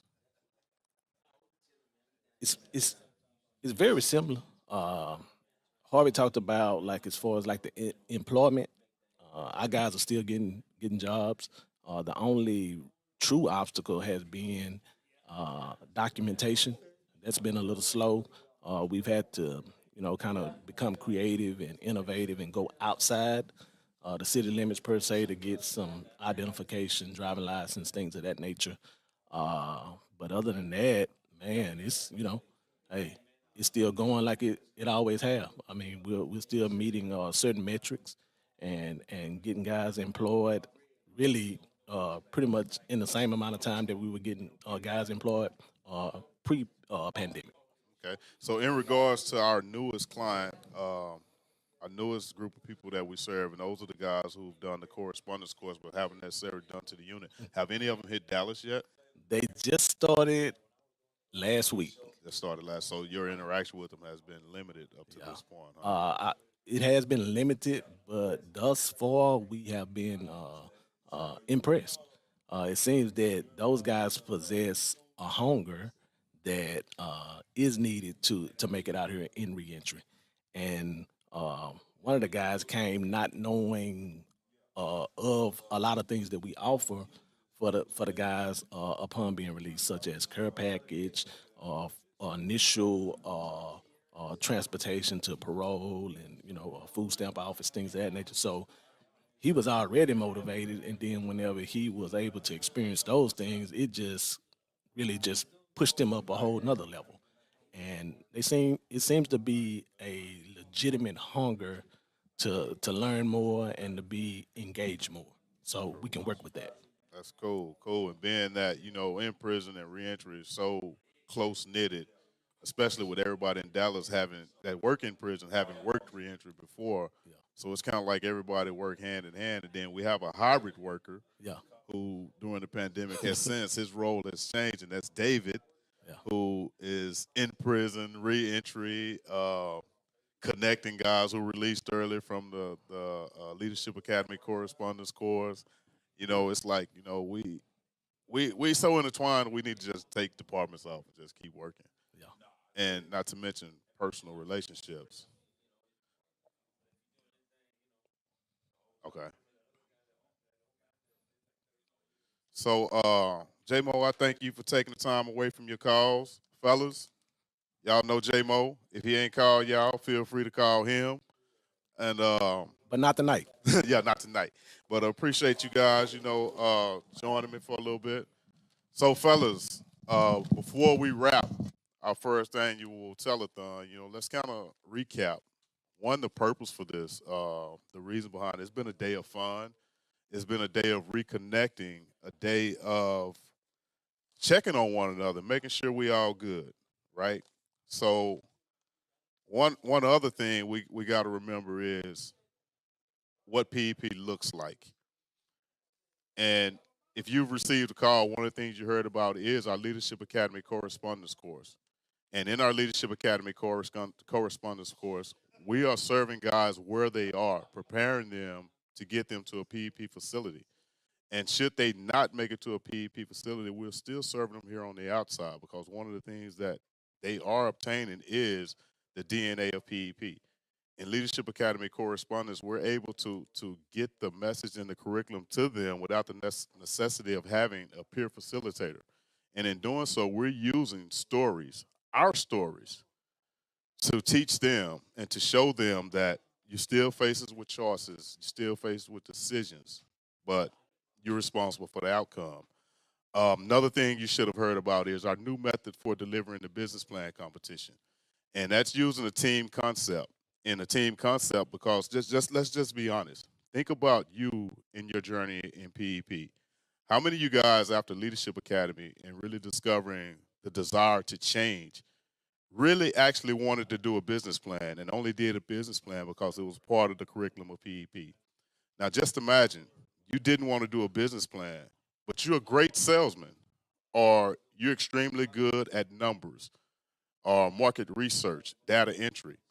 Imagine if you could have just been a part of a team of someone who did want to do that business. So what we're doing is a team concept where we have a guy who's serious about his business plan, and he's building a team that comprised of a marketing guy, finance guy, research, data entry, and maybe even somebody whose skill set is art and design, who will be responsible for the designing of the business card, responsible for the logos. But during the presentation, they're presenting as a team. Therefore, we're not stepping in front of the executives and just spewing a bunch of garbage and a bunch of words to get to the time limit. But we're actually standing in front of executives as a team, sounding like we know what we're talking about, and we're committed to this thing that we're doing. But there's one owner, but there's many pieces working in it. One of the other things you should have heard about is Coursera. Coursera is an opportunity that's been extended to us for people who have a desire for college level learning without the price of college level tuition. Everybody on the PEP staff has completed the conflict resolution through Coursera, obtaining a certificate of completion from the University of California, Irvine. Through Coursera, there are many tracks laid out, everything from reentry to coding. Whatever your heart desire, it's available in Coursera. Uh, Contact your life caddy if you're interested in learning more about Coursera. There's so much that's going on that even through the pandemic, we're constantly innovative, still growing, still going, and most definitely still showing. Again, I'm glad that we've been able to take this time and reach out to you today. I've done so many things today that I haven't done in 13 years of PEP. Let's see. Let's retrace.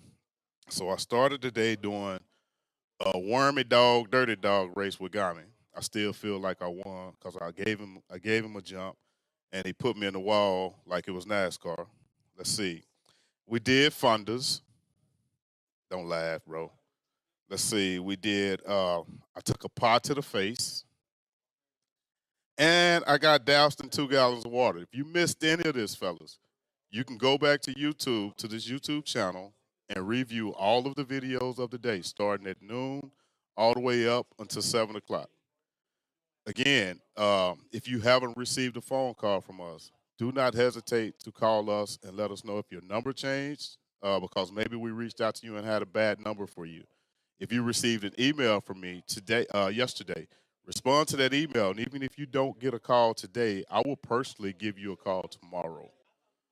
But again, I thank you all for going through this day with us. For those who watch these later, thanks for taking the time to check them out.